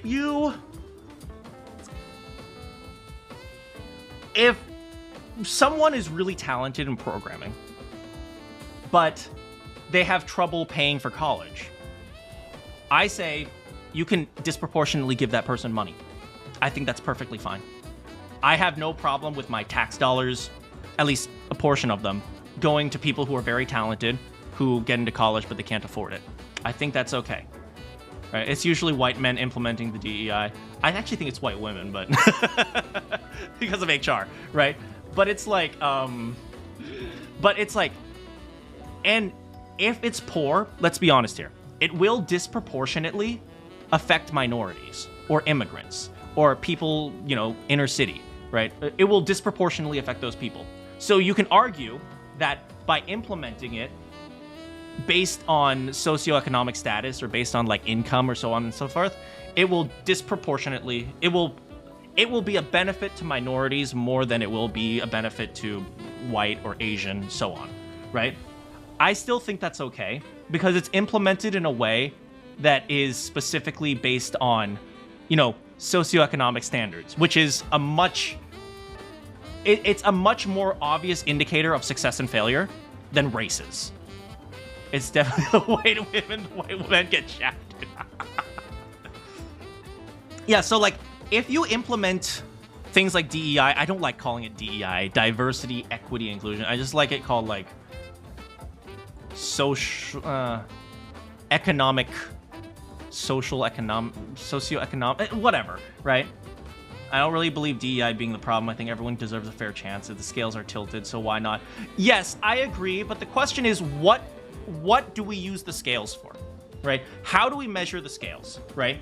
Because in general, what we've found is that the biggest factor to someone's success or failure is economic hardship. Dad environmentalism injury. So, if someone is poor versus someone is rich, that is a much larger indicator of success and failure versus if someone is black versus someone is white. So, I have no problem tipping the scales in someone's favor, but the question is, what scale do we use? Do we use black versus white, or, race, or do we use socioeconomics? I think it's okay to do socioeconomics because it's a very clear indicator that poor people generally have much more difficulty finding success. And it just so happens, and let's be honest here, right? Let's just be real here, right? Minorities tend to be on the lower side of income, right? There's a million reasons why, but that's how it is. So by benefiting people on low socioeconomic status, you inadvertently benefit minorities. I think that's okay, as long as it is implemented in a socioeconomic way. That's how I see it, right? You should always go after the thing that is very clearly, the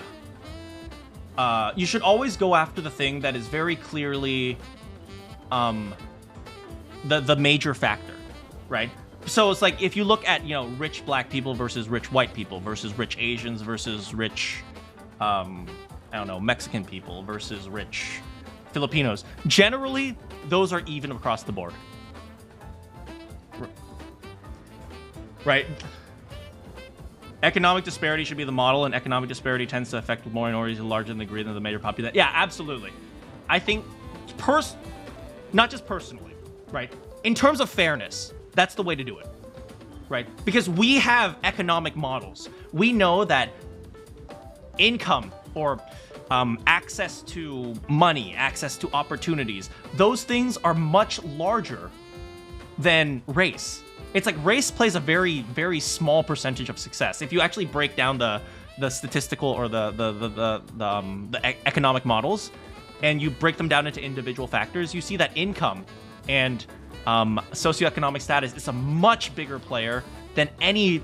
It's not even. It's night and day comparison. And if it inadvertently affects minorities, I don't think there's a reason to complain about that. Right? So it's like, I think there are so many people who hear this idea that, oh, well, you're not specifically targeting race, you're racist. It's like, well, yeah, but how do we define fairness, And so it's like, it's always very difficult. I will say this. I've noticed every single person who talks about Expedition 33, whether it's me or whether it's Asmongold, I've watched one or two discussions of his. I've watched other people talk about Expedition 33. It always devolves into this weird, messy political commentary that has nothing to do with Expedition 33. I've noticed that. And this is true when we talk about things, and this has been true when we talk about things like, poorly written games. I've seen this happen when we talk about things like Star Wars, right? And how they kind of screwed up Luke Skywalker. It always devolves into this kind of like, this weird, how do we set up a policy for society that ends up having nothing to do with Expedition 33, with the exception of the jazzy Minoko music playing in the background, right? And I thought about that, and I was like, clearly, what these games, what Expedition 33 and to an extent conversation about Star Wars represent is a very repressed way, not a very repressed, it's a very, people feel so incapable of talking about things like policy nowadays that when you talk about things like Expedition 33, which kind of represent the idea of listening to the people versus listening to the rich artists, it ends up like it like you see that and then it explodes. So I think when we see, you know, games like Expedition 33 do so well, and as I said, I think it would have won regardless of its quality. I mean, obviously, as long as it's decent. You can't wait for Expedition 33. You mean Expedition 32? We got prequels too. Yeah, I think, you know, a lot of these games represent something much larger. When you have a game that talks about complex, anti-woke people think complexity is woke.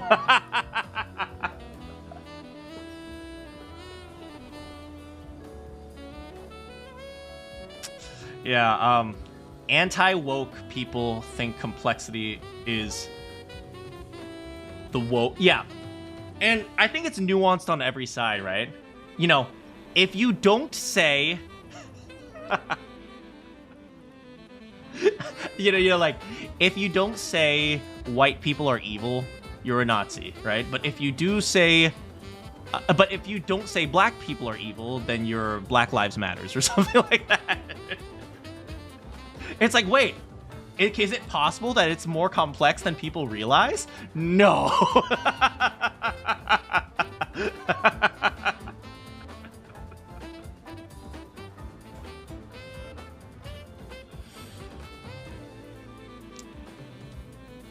How's it going, Kritar?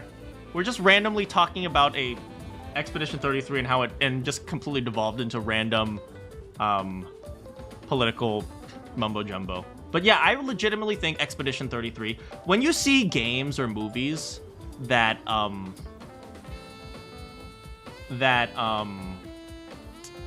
what is it? When you see games or movies that end up, you know, having people talking about something completely different, like something completely out there, like, you know, we started talking about housing all of a sudden, right?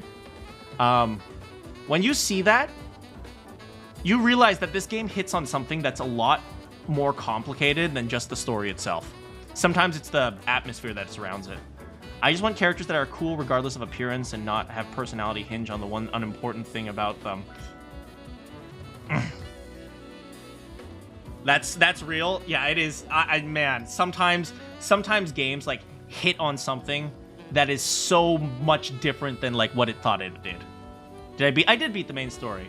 Also, to Bowser's point, I'm Shadow the Hedgehog. I like guns and killing things, and I hate my life. Also, I'm gay.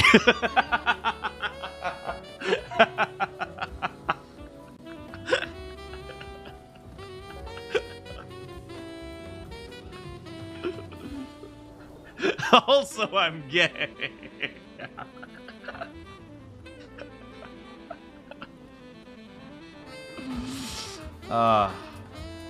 But yeah, I love having these discussions with you guys.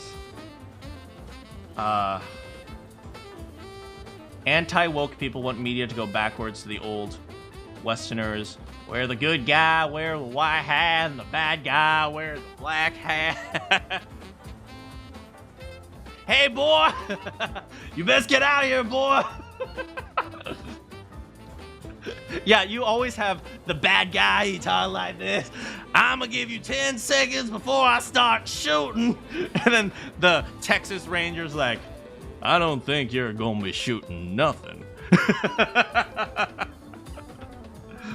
Yeah, I've always said this, right? The best villains are right. The best villains are always right. Right? Because the best villains are the ones who understand the world, and they do something that may be bad, but it's because they're correct. And you don't want it. That accent was spot on. Now you come out with your hand up. I don't think I'm gonna be doing that, Sheriff. Isn't Verso kind of a villain? You can argue that he's a villain. You could certainly argue that.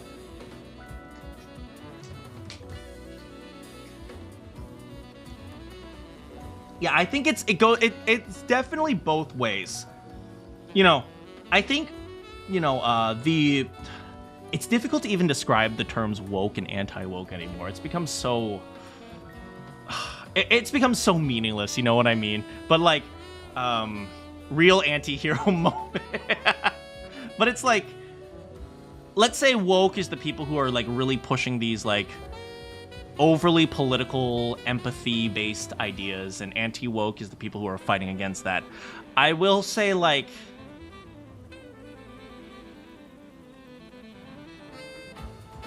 both sides kind of end up... Oh, no. How do I put this?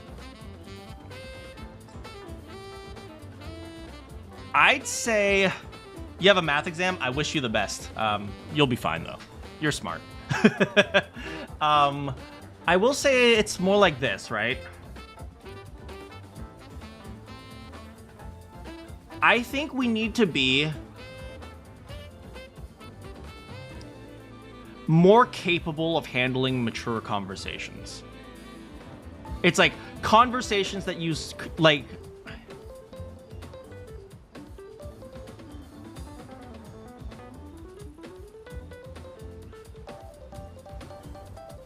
If we talk, right? Let's say we talk, right? And nowadays there's a new phrase. It's called the R word. It's like, don't say the R word. The R word is retarded. Right? Because that's offensive, right?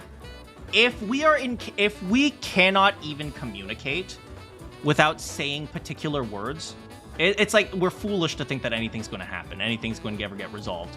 And we've gotten to this point where one group of people is ruled by emotions. And the other group tries to say, essentially, one group is ruled by emotions, and the other group says, okay, well, we're going to use your emotions and we're going to beat you with them. Right? So it's like one group can't think with anything other than their feelings. The other group uses feelings as functionally a beat stick, right? It's like, the emotional people, they make a stupid argument and then they lose their job. And then the other side says, haha, you lost your job. Now I'm going to laugh at you and post you all over Twitter, right? It's like we have an inability to have actual empathy. And I don't mean the fake empathy that you see on the news where it's like, there was a school shooter, have thoughts and prayers for the kids, right? It's like, don't say the J word. Wait, what's the J? Oh, crap. What's the J word? It's like this. I always say this. When I'm talking to younger people. Right? Job! Oh, God!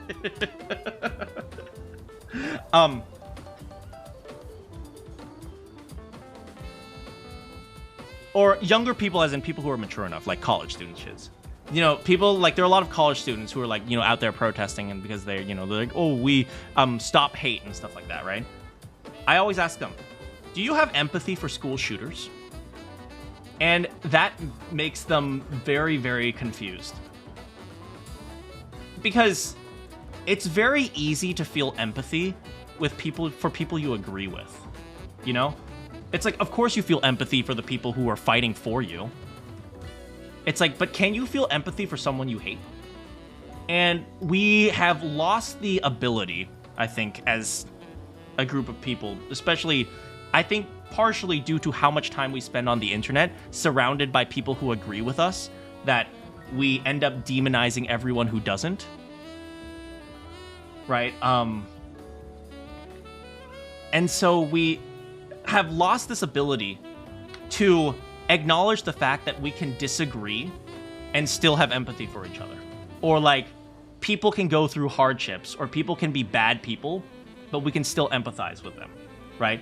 But that doesn't mean, like, let them out of jail, but it certainly means, like, the reasons, at least I can understand the reasons why you did things. And sometimes people are crazy and you can't, right? But if you look at, for example, school shooters and stuff like that, right? And they say things like, you know what? These people were terrible. They're just crazy. You read what they write. A lot of them are, like, lonely, helpless people who, like, feel like the reason why they want to go killing kids is because they're doing kids a favor. And this is, like, a really dark topic, so I apologize that I suddenly I suddenly brought up this topic, but a lot of school shooters kill kids because they're saving, how they look at it is they're saving kids the pain of growing up. A lot of them view the world like that, and it's very sad. But so you don't have to agree with them, but you kind of like look at the level of like darkness and despair that these people feel. And it's like, I always say, if you want to stop school shootings, you need to start empathizing with them. And people hate me for saying that. Absolutely hate me for saying that. But that's kind of the reality, right? Yeah, I'm actually just reading what you said, Bowser. They tend to push back against each other and end up going deep. Yeah, so they don't listen to each other, and they don't realize, that there are reasons for why people act the way they do, right? It has to come from somewhere. Like, to a large extent, a lot of the, problems that came up from things like Concord and things like, like Concord having, like, such terrible characters, and then now it's High Guard too. And apparently there's a new game that's about to come out that features, like, a bunch of ugly people and overweight people and stuff like that. And I can empathize at the very least. I understand that a lot of these people are people who want to normalize this because, they want to feel better about themselves, right? Because, it's not all that different from a girl who goes through Instagram and sees a bunch of attractive girls, like maybe like a teen girl who's like only just learning how to, make herself look pretty. And then she goes onto Instagram and sees all these makeup gurus, and they look super, super attractive and super, super hot. And then she feels awful about herself. And she's like, oh, we got to get rid of this. It's like, I understand why people do it. It's like, do I think it's helpful? No, I think it's making things worse for them. So it's like, I'm always...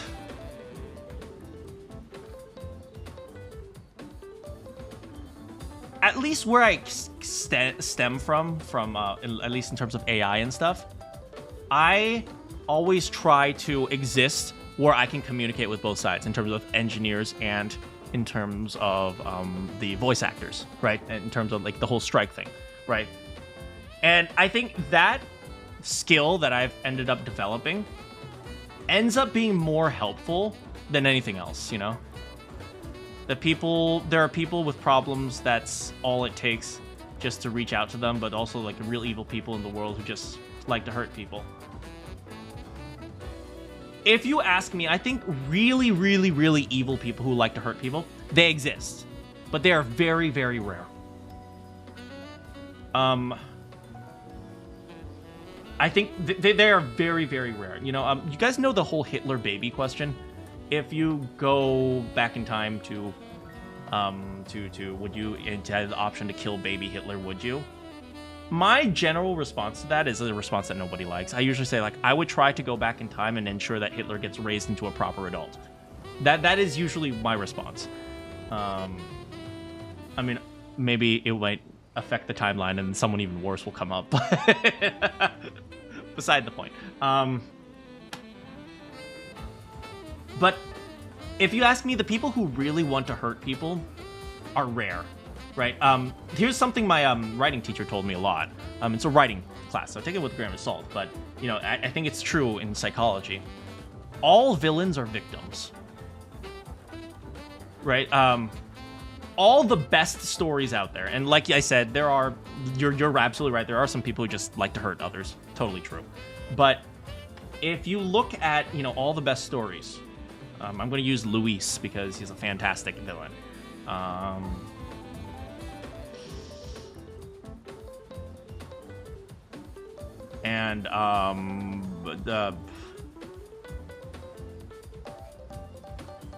Maruki is a great one. I'm thinking about like final bosses.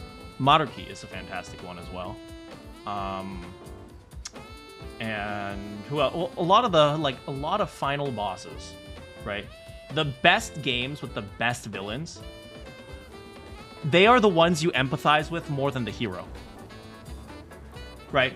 Luis was, what is it? He was told that he could never amount to anything because he was an Elda and so on and so forth, right? Spoilers, I guess. And to a large extent, what he did was for the people, which is even worse, right? Because you have to empathize with someone who is functionally good. Renoir, I think, is great, right? Because it's obvious that, you know, he's also a victim. Maruki is also a victim. And what he's doing, you can even argue is a good thing, right? So I think the people who just enjoy hurting people are very rare. Not zero, but rare. Very, very rare. I think almost always you can figure out where you can pinpoint the part. You can pinpoint exactly what event caused their life to go wrong.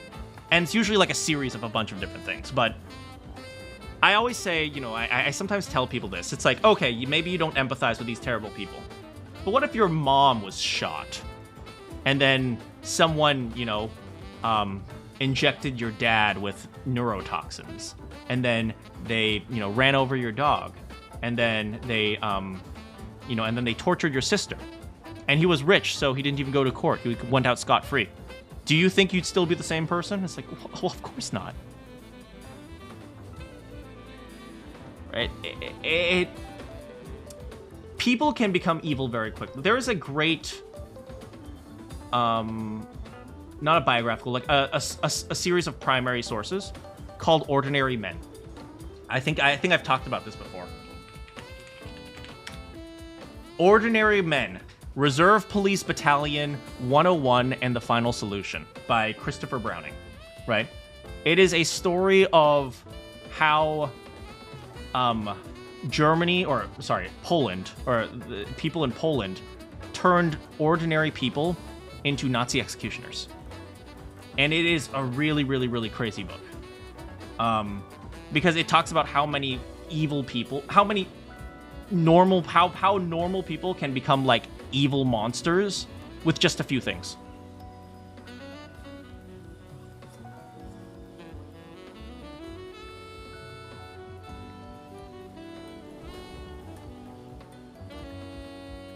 Yeah, so after I looked at that book, it changed my life. So I encourage you guys to take a look at it.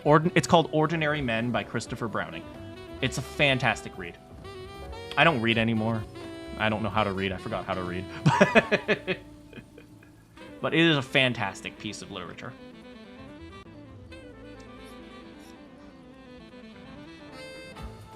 Anyway, I've been talking for a while. I didn't expect to be talking this long. But, yeah, thanks so much for hanging out and chatting about all these deep topics, guys. I always really enjoyed chatting with you guys. Now I have to figure out what I'm going to get for dinner. It's probably going to be In-N-Out. Hell yeah. It depends on how you handle trauma. Do you go get revenge on one person who did you wrong? Do you judge or judge? But yeah, and that's exactly the nuance you were talking about, right? There's always going to be a level. There's always going to be a layer of, you know, what can people handle? What can people do? In-N-Out fries. There's always going to be a layer of like what people are capable of handling and what people can't. Some people might break down a lot faster than others. Some people end up in different scenarios. But, you know, I think, you know, regardless of the situation or maybe the person, you know, it's kind of important to pinpoint things. That's one of the reasons why, you know, I really like paying attention to villains. Because at least in stories, right? Not in real life, although maybe in real life, because I kind of try to figure out what the heck is going on in this world, in terms of some things that are being released right now. But yeah, I like looking at the villains and seeing like, okay, can we pinpoint what caused this problem? And do I feel like I relate to it? And if I do feel like I relate to it, how do I ensure that that doesn't happen to me? You know,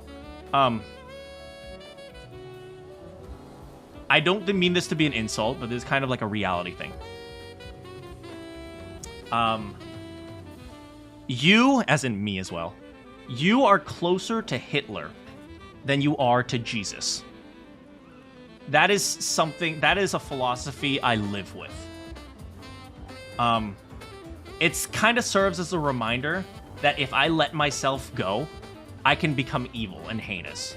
And so I'm constantly trying to ensure, like, okay, what do I do in this situation to ensure that the right thing gets done and there's a good outcome, or at least like the best possible outcome or something like that. And I don't just like give in to anger and resentment and fear and stuff like that.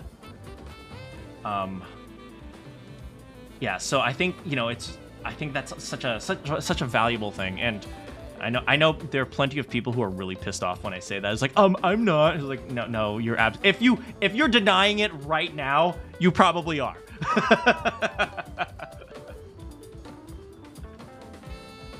Yeah, because people don't see the evil that they're capable of.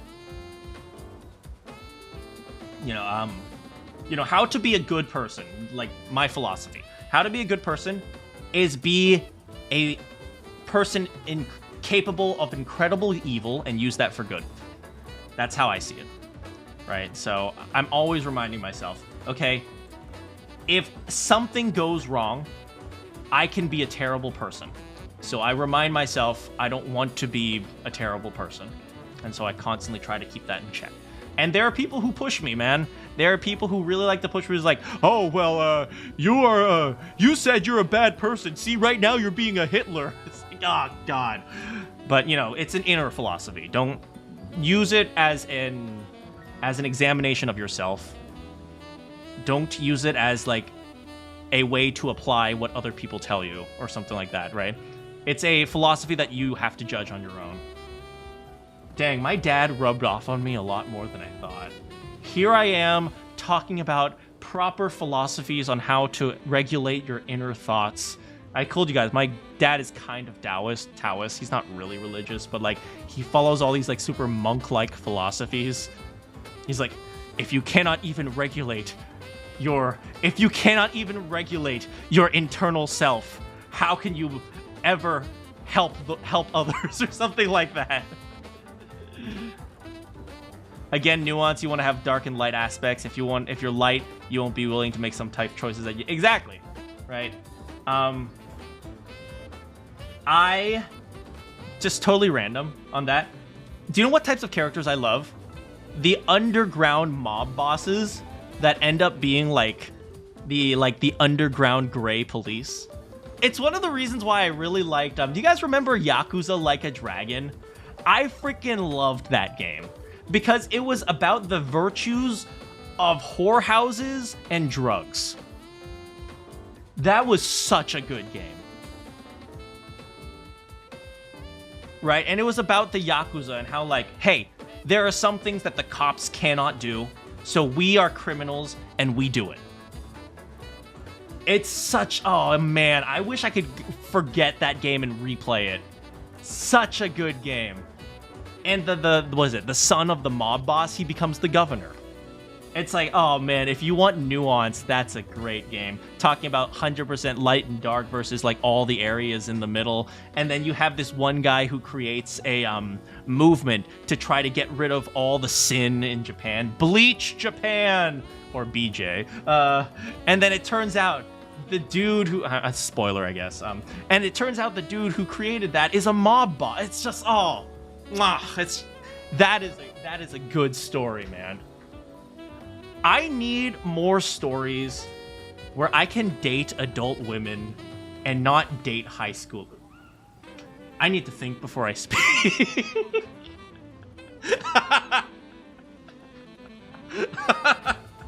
You guys know what I mean. In Persona, you're a freaking high school kid, right?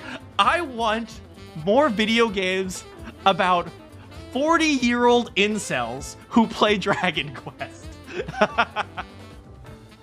Good conversation. Hey, thanks so much for hanging out, A.B. Clark. Yeah, I better get going. I'm way late, man. I thought I would end at like 8. It's almost 10 now. Be the 40-year-old incel Dragon Quest player without a job that Kasuga believes you can be. I'm gonna go. Good morning, good afternoon, good evening, or good night. You have any quests for me? I will see you all next time. I'm gonna get me some delicious In-N-Out.